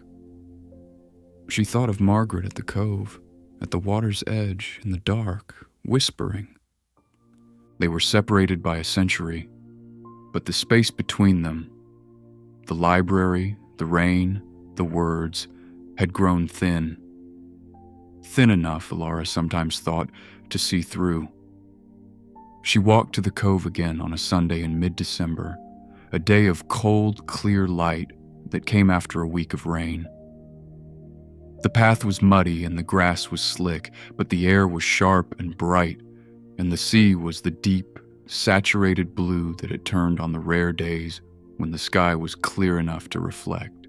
She sat on the threshold stone of Margaret's ruined cottage and opened her notebook. She had been transcribing the passages into a more organized form, grouping them by theme, by mood, by the time of storm in which they had appeared. She had 37 passages now, collected over 5 storms, and together they formed something that was more than a collection of fragments. They formed a voice. She read through them, sitting in the cold sunlight with the sound of the waves below her, and she heard Margaret speaking. Not literally. There was no sound but the sea and the wind and the occasional cry of a gull. But the words on the page carried their own sound. They had a rhythm, a cadence, a music that was distinctly and recognizably one person's. They were Margaret's voice, preserved not in recording or in memory, but in the very fabric of the building that she had loved. And within the collected passages, Alara began to notice something she had not noticed when reading them individually, storm by storm. They were connected. Not obviously. Not in the way that chapters of a book are connected, with one leading logically to the next. But in a deeper way. The way that roots are connected beneath the soil. The way that streams are connected to the river they eventually join. Each passage touched something that another passage also touched. Each image echoed another image. Each feeling rhymed with another feeling. And together, they pointed towards something. A center, a convergence, a single idea that Margaret had been circling, storm after storm, passage after passage, for the entire time she had been writing. The idea was this: that words are not just symbols for things. They are things. They have weight. They have texture. They have warmth. And when you release them, when you speak them aloud, or write them down, or whisper them to the sea, they do not disappear. They go somewhere. They become part of the place where they were spoken. They soak into the walls, the stone, the water, the earth. And the place holds them faithfully, the way the sea holds the warmth of summer long after summer has ended. The library was not a metaphor. The rain was not a metaphor. Margaret had built a building designed to hold words, and she had spent her life filling it, not just with books, but with her own words, whispered into the walls, written into the pages, breathed into the air of the room where she spent her days. And the rain was the mechanism, the literal, physical mechanism by which those words returned. The expansion and contraction of old stone and old paper in heavy weather, releasing what had been absorbed the way a sponge, when squeezed, releases what it has been holding. It was not magic, or if it was the kind of magic that is indistinguishable from patience and love and a very deep understanding of how the physical world works. Alara closed her notebook and looked out at the sea. The water sparkled in the winter sunlight, each wave crest catching the light and throwing it back in a flash of silver that was there and gone and there again, like a signal from a distant ship. The wind was cold on her face, but the stone beneath her was warming in the sun. and she felt something settle in her. A decision, though she did not yet know its full shape. A sense that she was approaching the center of something, and that the center, when she reached it, would change the way she understood not just Margaret and the library, but the words themselves. All words. The ones printed in books and the ones spoken in empty rooms, and the ones whispered to the sea. She stood, brushed the grass from her coat, and walked back up the path to the village. The sun was already low, casting long shadows across the headland, and the first stars were appearing in the eastern sky, faint, tentative, like words written in light on a very dark page. The storm of December the 20th was the strongest yet.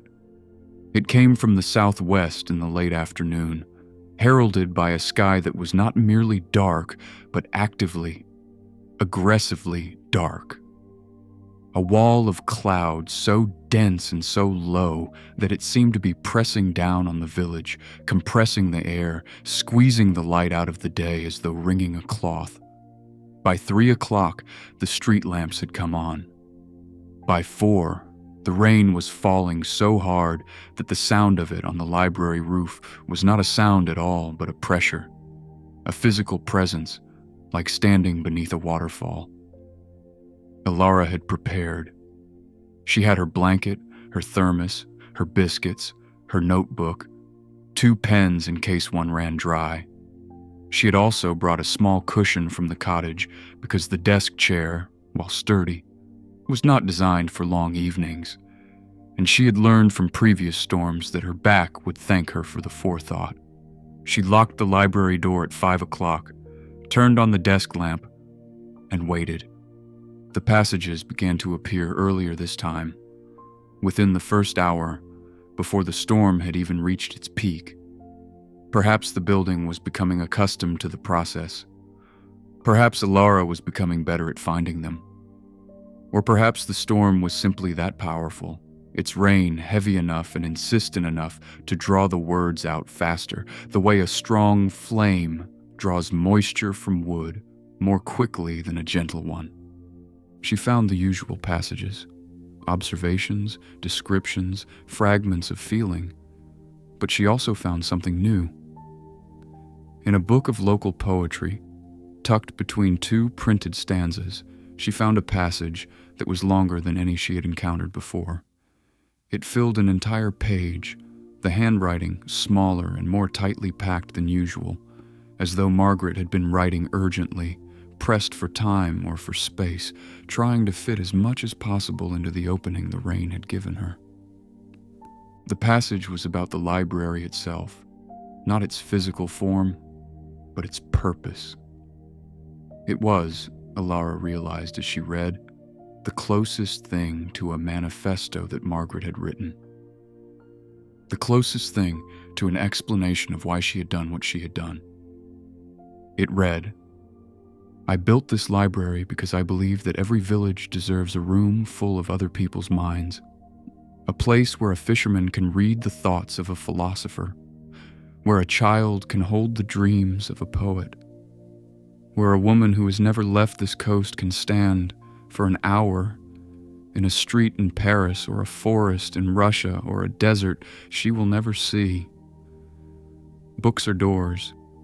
That is what everyone knows about them, and it is true. But there is something else, I believe, which I have never said to anyone, because I do not think they would understand. I believe that the room itself matters. Not the books in it, but the room. The walls, the air, the light, the silence. I believe that when people come together in a room and read, the room changes. It absorbs what they feel. It holds what they think. The room becomes, over time, a kind of mind of its own. Not conscious, not thinking, but remembering. A vast, slow, patient memory made up of every thought that was ever thought within its walls. I am building that memory. That is my real work. Not the collecting of books, though I love the books. Not the construction of the building, though I have given everything I have to the building. My real work is the filling of this room with words and thoughts and feelings so that the room itself becomes a living thing, a place that speaks, a place that remembers, a place that holds what would otherwise be lost. I know that I will be forgotten. Everyone is forgotten in time, but a room can remember longer than a person can. A room built of stone, filled with books, washed by rain. A room like that can hold a voice for a very long time, perhaps forever. I do not need forever. I need only long enough for someone to hear. One person, one listener. One person who stays late enough and listens hard enough and cares enough to write it down. That is all I ask of the rain. Bring me a listener. Ilara read the passage 3 times, and each time the words settled deeper, like water finding its way through soil to the bedrock beneath. She was the listener. She was the person Margaret had asked the rain to bring. Not specifically her, Ilara Finch, temporary librarian, but someone like her. Someone who stayed late, someone who listened, someone who cared enough to write it down. She wrote it down. Every word, carefully in her notebook, by the light of the green-shaded lamp, while the storm thundered against the roof and the old building held its ground, the way it had always held its ground, stubbornly, faithfully, with the patience of stone. Christmas came to Thistlemere with the quiet modesty of a village that does not make a fuss about things, but attends to them carefully all the same. Ilara noticed the preparations in small ways. A wreath of holly and ivy appearing on the library door one morning, placed there by an unknown hand. A string of lights wound around the harbor wall, their reflections trembling in the dark water. The smell of mince pies drifting from the kitchen of the Wren and Anchor when she passed on her way to work. The village shop, June's shop, the one without a name, filled its window with a modest display of tinned biscuits, handmade candles, and a small collection of local preserves in jars tied with red ribbon. June herself showed no outward signs of seasonal sentiment, but Ilara noticed that the tea she made for herself in the library kitchen was now accompanied by a mince pie, produced from the depths of her waxed jacket with the air of someone performing a routine that she would deny enjoying if asked. The library received its own decoration, a small tree, no taller than Ilara's waist, placed on the table near the entrance by Sarah and Rowan. It was a real tree, a little spruce in a pot, its needles dark and fragrant, and they decorated it with paper stars that Rowan had made, which were not so much stars as enthusiastic tangles of glue and glitter and paper, each one unique and earnest. Ilara placed the tree where it would catch the light from the window, and the glitter caught and scattered the light in small dancing points that moved across the walls when the door opened and the air stirred. On Christmas Eve, Ilara closed the library early and walked home through the village. The light was fading, the sky a deep, soft gray that would be black within the hour. The harbor was still.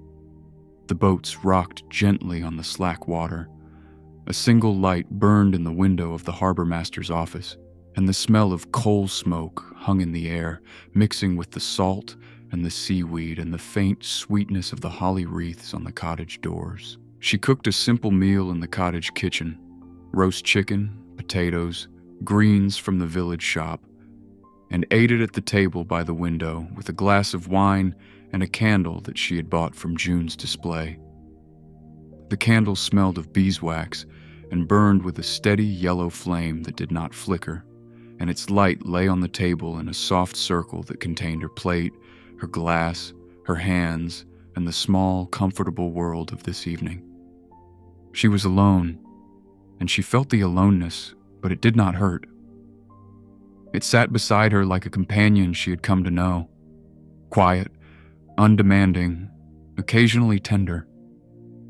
She thought of Margaret, alone in her cottage at the cove, eating her own Christmas meals in her own small circle of candlelight, and she felt a kinship that crossed the century between them like a bridge. After dinner, she washed the dishes, dried them, and put them away. She made tea. She sat by the fire with her notebook and reread the passages she had collected, and they were warm in her hands, not physically, but in the way that letters from a friend are warm, carrying presence, carrying voice, carrying the feeling of being known. She fell asleep in the chair by the fire, the notebook open on her lap, and the sound of the sea came through the walls of the cottage and wrapped around her like a blanket. January brought the coldest weather Alara had yet experienced in Thistlemere. The temperature dropped sharply in the first week, and the rain gave way to a period of dry, bitter cold that turned the puddles on Cliff Walk to sheets of ice and sent frost creeping up the inside of the cottage windows in delicate patterns that looked, Alara thought, like the skeleton leaves she had found pressed in old books in the library. Intricate, fragile, and impossibly detailed. The sea changed color. In the cold, clear air, it turned from its usual gray to a deep, dark blue, almost navy, and the waves moved differently, slower and heavier, as though the cold had thickened the water. The horizon, which was usually soft and blurred, became sharp and precise, a line drawn with a ruler between the sea and the sky, and on clear days, Alara could see the faint shapes of headlands and cliffs to the west that were invisible in milder weather, revealed by the cold air's refusal to hold moisture and blur the view. The library was cold too, despite the radiators. The building's stone walls, which had been comfortable in autumn, now held the chill and released it slowly into the room, and Alara took to wearing an extra layer beneath her jumper and keeping a shawl on the back of the desk chair for the afternoons when the temperature dropped and the stones seemed to breathe cold air into the room like a slow, steady exhalation. The regulars adjusted. June brought her own blanket and draped it over her knees in the armchair by the east window. Arthur wore fingerless gloves that allowed him to hold his fountain pen. Callum, who had endured decades of North Atlantic cold on the bridges of ships, appeared unaffected and read his naval histories with the same steady concentration as always, his white hair unruffled, his posture upright, his only concession to the temperature a slight tightening of his scarf. Thomas Marsh came more often in January, leaning against the desk with his hands wrapped around a mug of tea, talking about books and the weather and the village and the long history of winters in Thistlemere. He told Alara about the winter of 1963, when the harbor froze and the fishermen walked on the ice and someone, no one remembers who, built a snowman on the deck of the lifeboat. He told her about the winter of 1987, when the great storm knocked down the oak tree in the churchyard that had stood since the reign of George III, and the village mourned it as they would have mourned a person. And he told her, one afternoon in the second week of January, about Margaret Wren's promise. He did not call it that. He called it the story of the founding, and he told it in the way that village histories are told, not as a single, definitive account, but as a braid of overlapping memories, each strand contributed by a different voice, a different generation, a different perspective, woven together into something that was not quite fact and not quite legend, but something in between. Margaret Wren, Thomas said, was born to a family with money, but not status. Her father was a merchant, shipping mostly, who had done well enough to buy a large house on the outskirts of Thistlemere and fill it with the trappings of respectability. Her mother was the daughter of a clergyman, educated and quiet, who died when Margaret was 12. Her father died when she was 23, leaving her the house, the money, and an expectation, the village's expectation, the world's expectation, that she would marry, manage the house, and continue the family's slow ascent into the gentry. Margaret did not marry. She did not manage the house. She sold both the house and most of its contents within a year of her father's death, and with the proceeds, she commissioned the construction of a library. The village was baffled. A library was not what a young woman of means was expected to build. A church, perhaps, an almshouse, a memorial to her father. But a library, a room full of books, open to anyone, free of charge, was considered by the standards of 1892 an eccentric and somewhat suspicious use of a fortune. The village elders questioned her judgment. The vicar questioned her piety. The women of her social circle questioned her sanity. Margaret listened to all of them, Thomas said, and then she did exactly what she had planned to do. She hired a builder from Exeter, a man named Hargrove who specialized in public buildings, and she worked with him on every detail of the design. The stone was to be local, quarried from the headland, the same gray stone that the village was built of, so that the library would not stand apart from its surroundings, but would grow from them, as natural and inevitable as the cliff face itself. The windows were to be tall and wide, because Margaret believed that a room for reading should be a room full of light. The ceiling was to be vaulted, because she believed that words needed height above them, space to rise into the way smoke rises from a fire. The building took 11 months to complete. Margaret oversaw the work daily, walking from her cottage at the cove to the building site at the top of the village, a journey she made in all weather.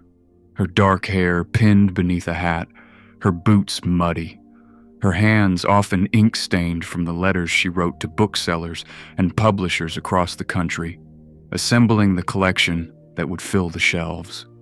When the library opened on the 4th of March, 1893, Margaret stood at the door and welcomed every person who entered. According to the accounts that Thomas had gathered from various sources, parish records, old diaries, the memories of people whose grandparents had been there, she said only this: "This room is yours. It belongs to everyone who enters it. Care for it, and it will care for you." That was the promise, Thomas said. Not a promise to a person, a promise about the building. She was telling the village that the library was alive, that it would give back what was given to it, that if they filled it with their presence and their attention and their love of words, it would hold those things and return them, faithfully, for as long as the stone stood. Thomas paused and looked at Alara with an expression that held a question he did not ask aloud. She understood the question. She could see it in his eyes, in the slight tilt of his head, in the way his hands rested on the desk, open, waiting. She told him. She told him about the storms and the passages and the handwriting and the voice. She told him about the observations and the descriptions in the manifesto. She told him about Callum's grandmother and the letter from Margaret that Callum had given her. She told him about the drawing of the cottage in the atlas and the map of the cove and the phrase that Margaret had used, returning the words. Thomas listened without interrupting. He was, Alara had learned, a man who understood the value of silence as a response, who knew that sometimes the most respectful thing you can do for a story is simply to receive it, without commentary, without judgment, without the need to offer an opinion. When she had finished, he was quiet for a long time. Then he said simply, "Yes, that is what I thought was happening. Thank you for telling me." And then, "You should keep listening. Whatever the library is telling you, it is not finished yet." The dry cold of January broke in the last week of the month, replaced by a return of the southwest wind, and with it, rain. The rain came back like an old friend, familiar, welcome, carrying with it the particular scent of wet stone and salt and green that Alara had come to associate with Thistlemere at its most itself. She was grateful for the rain's return. The cold, dry weeks had been beautiful in their way. The frost, the sharp air, the precise horizon, but they had been silent. The library had been quiet in the way of a building at rest, its stones tight and closed, its books holding their secrets firm. Without the rain, the walls did not breathe. Without the breathing, the words did not rise. The storm that came on the 28th of January was not the most violent of the winter. That honor belonged to the December storm, which had rattled the windows with a ferocity that had made Alara wonder for a brief moment whether the glass might not hold. But the January storm had a different quality. It was steady, persistent, deep. It was the kind of rain that does not shout but speaks quietly and at length, the way a person does when they have something important to say and have decided finally to say it. Alara stayed late, as she always did now in storms. She locked the door, lit the desk lamp, made tea, and waited. The passages came slowly.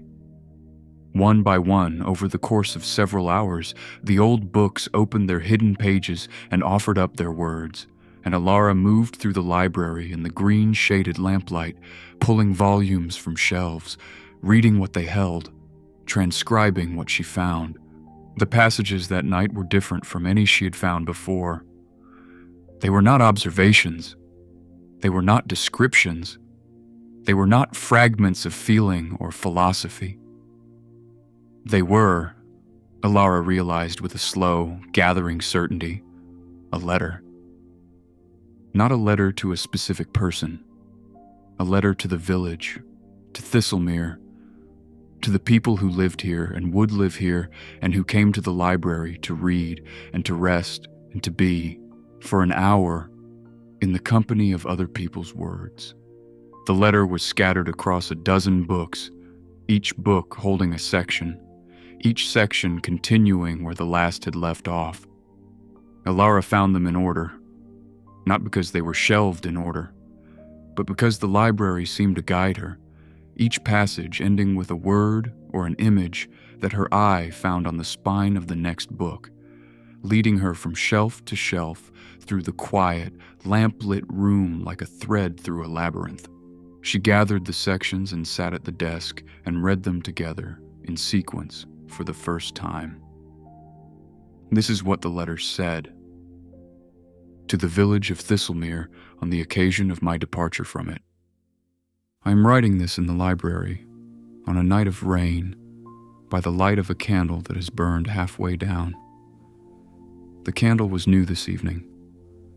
By the time I finish writing, it will be a stub, and the wax will have pooled on the desk in a shape I cannot predict. That is the nature of writing, and of candles, and of lives. You begin with a certain amount of light, and you spend it, and the shape it makes is never quite what you intended, but it is yours. I have spent my light here, in this room, among these books. I do not regret it. I regret very little in truth. I regret the years I spent being afraid of what the village thought of me. I regret the days I wasted in hesitation, when I should have been reading or writing or walking to the cove to listen to the sea. I regret the friendships I did not make because I was too proud, and the ones I did not keep because I was too busy. But I do not regret the library. The library is the best thing I have done, and the only thing I have done that will outlast me. I have tried to explain in many ways what this building is. I have called it a collection. I have called it a room full of minds. I have called it a living memory. All of these are true, but none of them is complete. Let me try once more for the last time to say what I mean. This building is a promise. Not my promise to you, though I have made that promise, and I will keep it until the stone crumbles and the sea takes back the hill. It is a larger promise. It is the promise that words make to the world when they are spoken or written or whispered or thought.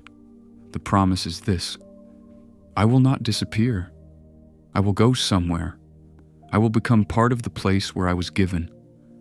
I will wait there, in the walls or the water or the air, and when someone comes who is ready to hear me, I will rise. That is what the rain does. The rain is not mine. I did not invent the rain or command it or summon it. The rain is the world's own mechanism for remembering. The rain falls, and the stone breathes, and the pages loosen, and what was hidden rises. I have simply tried to give the rain something worth raising. I do not know if anyone will find these words. I do not know if the rain will do what I believe it can do. I do not know if I'm right about any of it. About the words, about the stone, about the memory of rooms. I may be a foolish woman who has spent her inheritance on a building and her evenings whispering to walls. I may be entirely wrong, but I know this. I know that I have stood in this room and felt something that was not mine. I have felt the thoughts of the people who came here to read, hovering in the air like motes in sunlight. I have felt the weight of their attention, their curiosity, their wonder, their sadness, their joy. The room holds these things.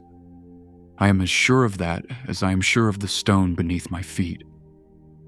And so I leave this letter in the books, in pieces, scattered like seeds in soil, and I trust the rain to bring it to the surface when the time is right. And I ask only this of whoever finds it. Read it to the village, read it aloud in this room on a night of rain, and let the walls hear it one more time. Let the room remember that it was loved. That is my promise. Not a promise of permanence. Nothing is permanent, not even stone. A promise of attention. A promise that someone once cared enough about this room and these books and this village to fill them with her voice and to trust the rain to carry that voice forward into hands she would never hold and ears she would never know. Care for it, and it will care for you. I have cared for it. I believe it has cared for me. With love and with rain, Margaret Wren. Alara set down her notebook. Her hand was trembling, not with cold. The library was warm, the desk lamp casting its steady circle of light, the storm murmuring against the windows with the patient insistence of something that has said what it came to say and is now gradually withdrawing. She read the letter again. And again. Each reading deepened it, the way each layer of rain deepens the saturation of soil. The first reading wetting the surface, the second soaking through, the third reaching something deep and quiet and permanent. Margaret's voice was there in every line, the same voice Alara had been hearing in fragments all autumn and winter, steady, warm, precise, lonely, loving. But here, in this letter, the fragments came together. The shell became whole. The portrait was complete. She sat at the desk for a long time after she finished writing. The storm eased outside, the rain softening to a whisper, the wind dropping to a breath. The clock ticked. The building settled around her, and she felt it, felt the library holding her the way it had held Margaret's words, with patience, with care, with the quiet fidelity of stone and paper and time. She knew what she needed to do. She waited for the right evening, not the next storm. That came 3 days later, a brief, sharp squall that blew through the village in a few hours and was gone by midnight. It did not feel right. The letter that Margaret had written deserved more than a passing shower. It deserved the kind of rain that settled in and stayed, the kind that the village gathered around and waited out together, the kind that made the pub fill up and the cottage windows glow and the lanes run with water like small, purposeful rivers finding their way to the sea. Alara used the waiting days to prepare. She transcribed the full letter from her notebook into clean, legible handwriting on good paper that she bought from the post office. Creamy, heavy sheets that held the ink well and felt in her hands substantial enough to carry words that mattered. She read the letter aloud to herself in the cottage, practicing the rhythm of Margaret's sentences, finding the places where the voice rose and where it fell, where it paused and where it continued, so that when she read it to others, the words would move through the room with the same steady cadence with which Margaret had written them. She told Thomas first.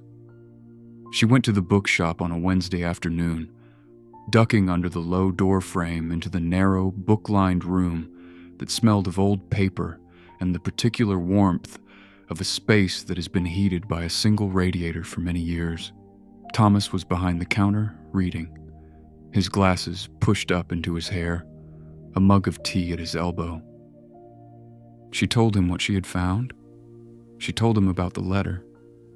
She told him what she wanted to do. To read it aloud in the library on a night of rain, as Margaret had asked. Thomas listened. He set down his book. He took off his glasses and cleaned them on his jumper, which was the thing he did when he was thinking, and then he put them back on and looked at her. "Yes," he said. "That is exactly right." He helped her plan it. Not as an event. Lara did not want an event, and she did not think Margaret would have wanted one either. Not a ceremony, or a gathering, or a reading with chairs in rows and a microphone. Just a quiet evening. An invitation offered gently to the people who cared about the library to come and listen. Thomas spoke to June, who spoke to Callum, who mentioned it to Arthur, who told Sarah, who told the woman at the post office, who told the fisherman with the yellow jacket, whose name was David, and who had not been inside the library in 30 years, but who said, when he heard what was happening, that he would come. Word moved through the village the way weather moves along the coast, not announced, not hurried, but arriving with a naturalness that made it seem as though it had always been on its way. Ilara did not put up a notice. She did not set a date. She simply told Thomas to let people know that on the next evening of heavy rain, the library would be open late, and she would be reading something that the building had been keeping for a very long time. And then she waited. The rain came on the 6th of February. It came in the early afternoon, earlier than the storms usually arrived, sliding in from the southwest with a quiet determination that suggested it intended to stay. The sky did not darken dramatically. It simply thickened, the gray deepening by degrees until the village was wrapped in a soft, heavy dusk that had nothing to do with the hour. By 3 o'clock, the rain was steady and strong. Not violent, not the hammering, window-rattling rain of the December storm, but deep and insistent, the kind of rain that finds every surface and covers it, that fills every silence and replaces it with its own quiet, layered music. The kind of rain that makes you want to be indoors, near warmth, near people, near a voice. Ilara opened the library as usual in the morning and served the regulars through the afternoon. June came and went. Arthur completed his crossword and left at his usual time. Callum read his naval histories and departed with his nod. Sarah and Rowan did not come. Wednesdays were not their day. At 5 o'clock, Ilara did not lock the door. She turned on the reading lamps at the tables. She switched on the chandelier, which glowed with its warm, amber light, steady and unwavering despite the wind outside. She put the kettle on in the kitchen and set out mugs, all of them, every mismatched blue and cream mug the kitchen held, on the counter beside the biscuit tin, which she had filled that morning with digestives, and, in a gesture of seasonal generosity, a packet of chocolate biscuits as well. Then she sat at the desk and waited. Thomas arrived first. He came in shaking the rain from his coat, his beard damp, his eyes bright. He nodded at Ilara, said nothing, and took a seat at one of the reading tables. He left his coat on, as though he expected to be there for a while and had dressed for it. June came next. She carried her own mug, her personal mug, which she had brought from home and which was, Alara noticed, not the plain white mug she used on ordinary days, but a blue one with a gold rim, the kind you use for occasions. She made her tea in the kitchen without a word, then settled into her armchair by the east window and drew her blanket over her knees. Callum arrived at 5:15. He had changed his clothes, or rather, he had added a layer. He wore a dark wool jacket over his usual sweater, and he had combed his white hair. He took his seat at his usual table, but he did not take out a book. He sat with his hands folded in front of him, his back straight, his eyes on Alara, waiting. Arthur came in shortly after, his fountain pen in his pocket, his crossword book under his arm. He paused at the door, taking in the scene, the extra lamps, the mugs, the people sitting without books, the air of quiet expectation. And then he smiled, a small, private smile, and took his seat. David the fisherman arrived at 5:30, still wearing his yellow waterproof, which he hung on the coat hooks by the door with the care of a man entering a church. He had not been in the library in 30 years, and he stood in the entrance for a moment, looking around with the expression of someone revisiting a place from childhood and finding it both changed and unchanged, smaller than memory, but warmer. Others came. People Alara knew by sight, but not yet by name. The woman from the bakery, the retired school teacher who lived on the lane behind the church, a young couple who had moved to the village the previous spring and who came in holding hands, rain-drenched and smiling, the harbor master, a solid, quiet man named George, who took off his cap and held it in both hands as he entered, a girl of 15 or 16 with dark hair and a serious expression, who sat on the floor in the children's corner with her back against the wall and her knees drawn up, watching everything with large, attentive eyes.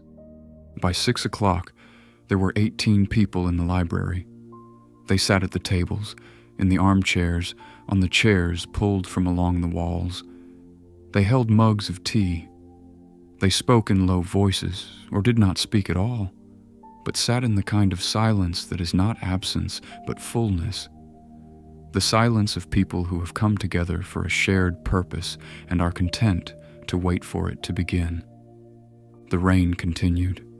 It ran down the tall windows in silver sheets, and the sound of it against the roof and walls was a constant, gentle presence, like the breathing of the building itself. Alara stood behind the desk. She held the pages on which she had transcribed Margaret's letter, the clean, heavy paper, the careful handwriting.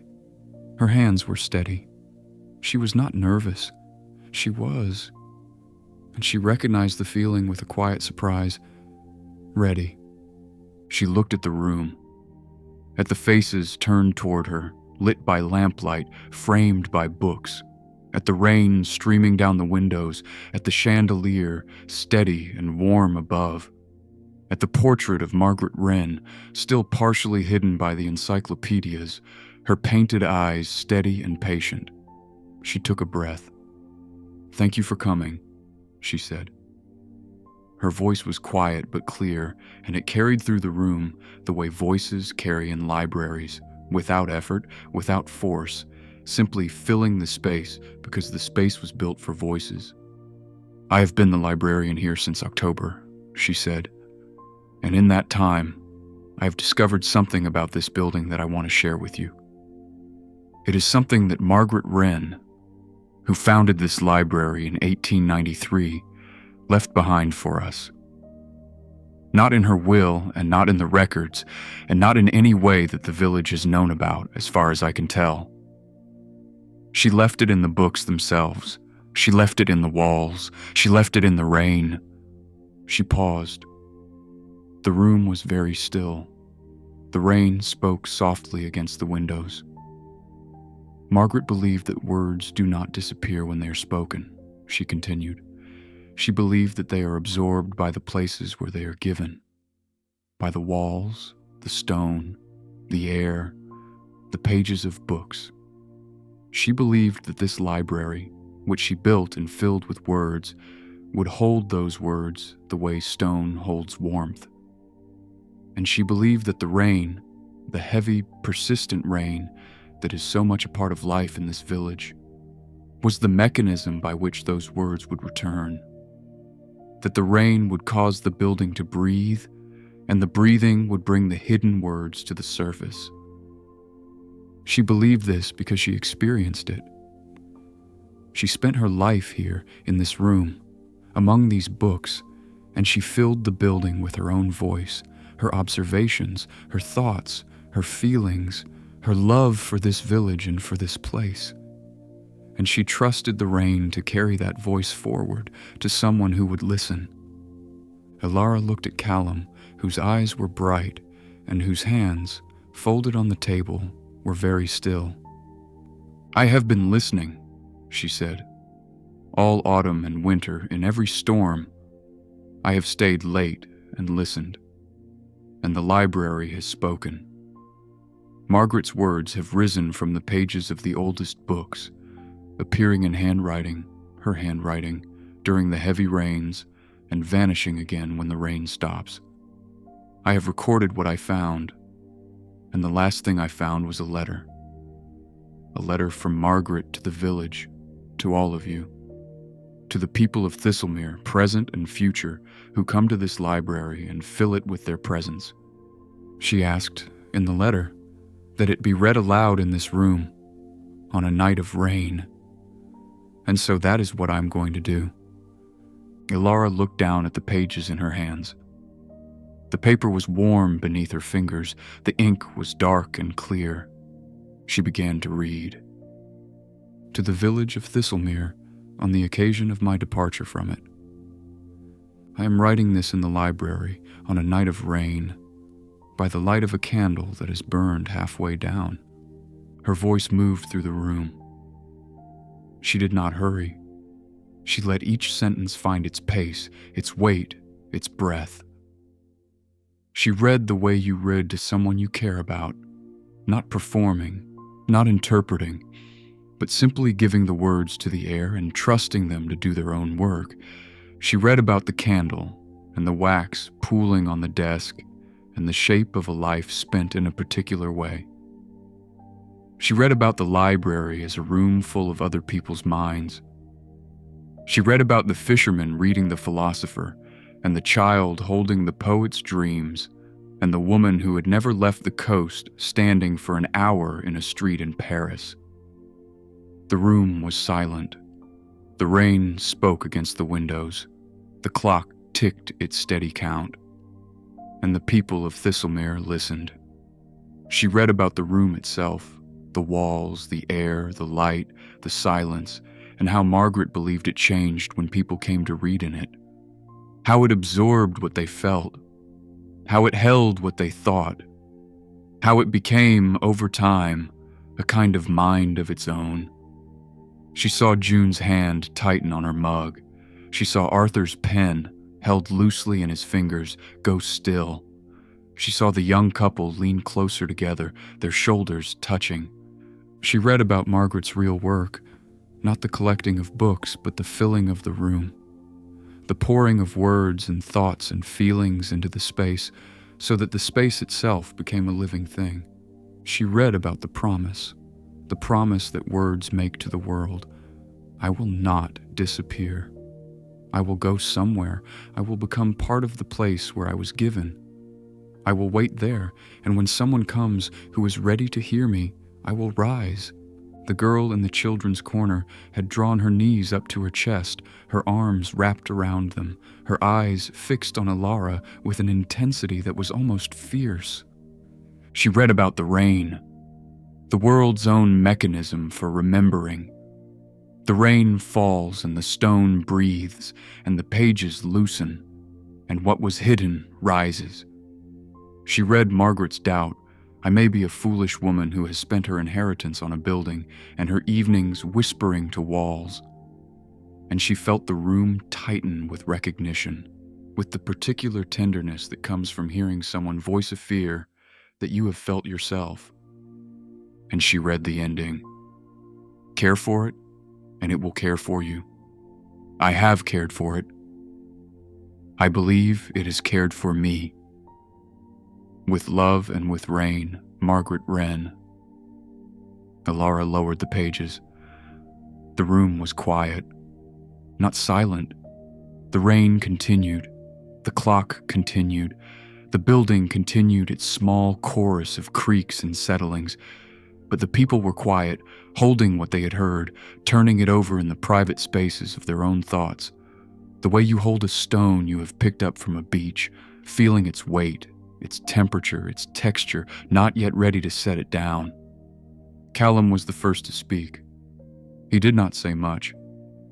He said quietly, with the measured simplicity of a man who has spent his life choosing his words with care. My grandmother would have been glad. June set down her mug on the arm of the chair and looked at Alara for a long moment. Then she said, "Well," and the word carried, in its single syllable, more than a paragraph could have. Acknowledgement, approval, and something that in anyone else might have been called emotion. Thomas smiled. He did not speak, but the smile said everything. Warmth, gratitude, the satisfaction of a man who has always suspected that the world is more interesting than it appears and has just been proven right. The young couple held hands. The harbor master turned his cap slowly in his fingers. The girl in the children's corner pressed her face into her knees for a moment, then looked up, her eyes bright. David, the fisherman, stood up from his chair and walked to the window. He pressed his hand flat against the glass, the way Alara had done on that first storm night, and he stood there for a long time, feeling the cold and the rain through the pane, looking out at the village, at the dark, wet streets and the harbor lights and the sea beyond, moving in the darkness with its ceaseless, patient rhythm. Then he turned back to the room and said, "I used to come here as a boy, every Saturday. I had forgotten how it felt, and that was all. But it was enough. It was more than enough." The evening continued. No one left immediately. The rain held them there, and the warmth, and the particular atmosphere that now filled the room. An atmosphere that was not just lamplight and tea and the companionship of neighbors, but something older and deeper, the feeling of a place that has been heard for the first time in a very long time, and is grateful for it. People talked, quietly, in small groups. They talked about Margaret, and about the library, and about the rain. They talked about their own memories of this room. The books they had read here as children. The quiet afternoons they had spent at these tables. The way the building had always felt like a place apart.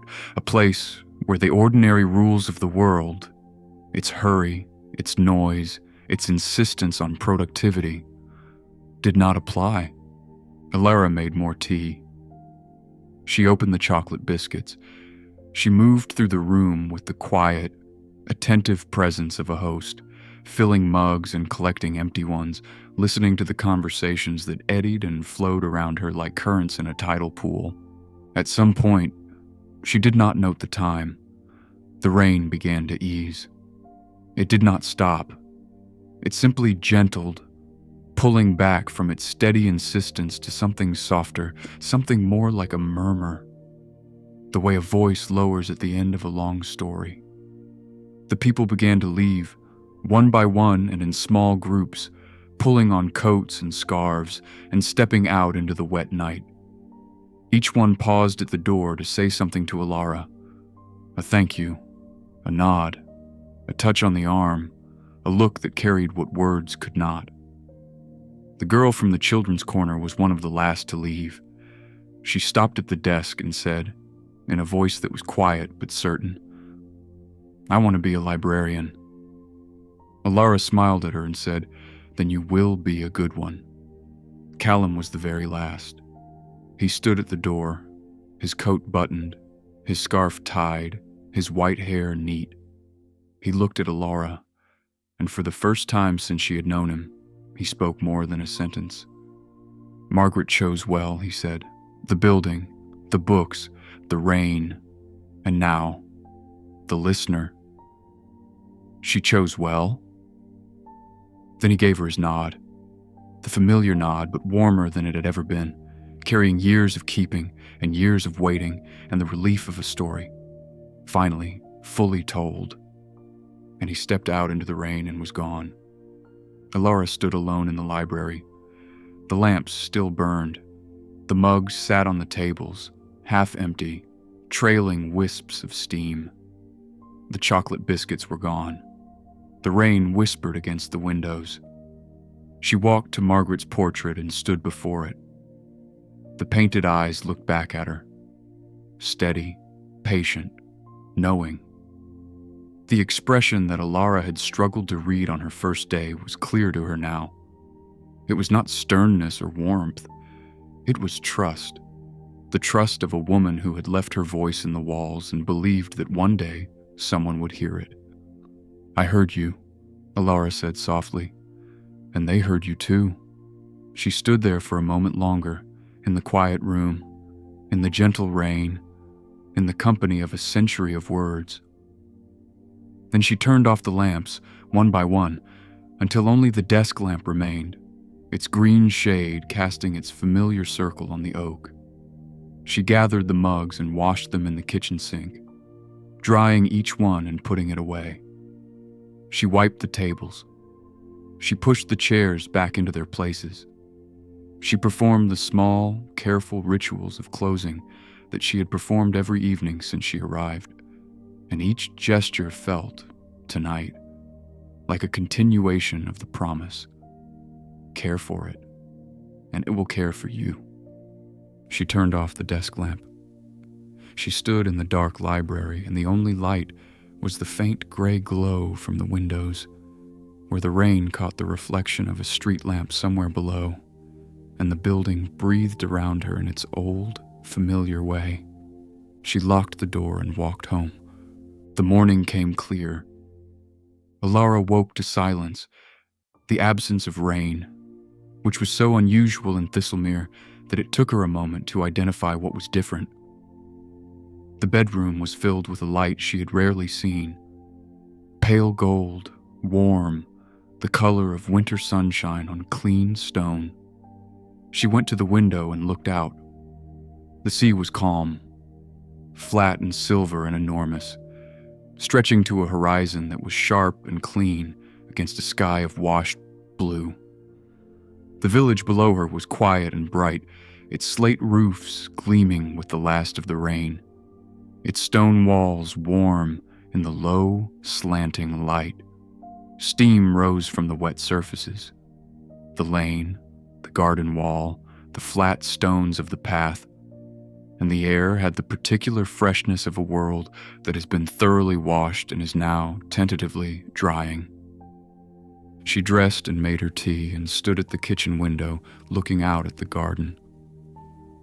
The rosemary by the door was beaded with water, each bead catching the sunlight and holding it in a tiny, trembling sphere of light.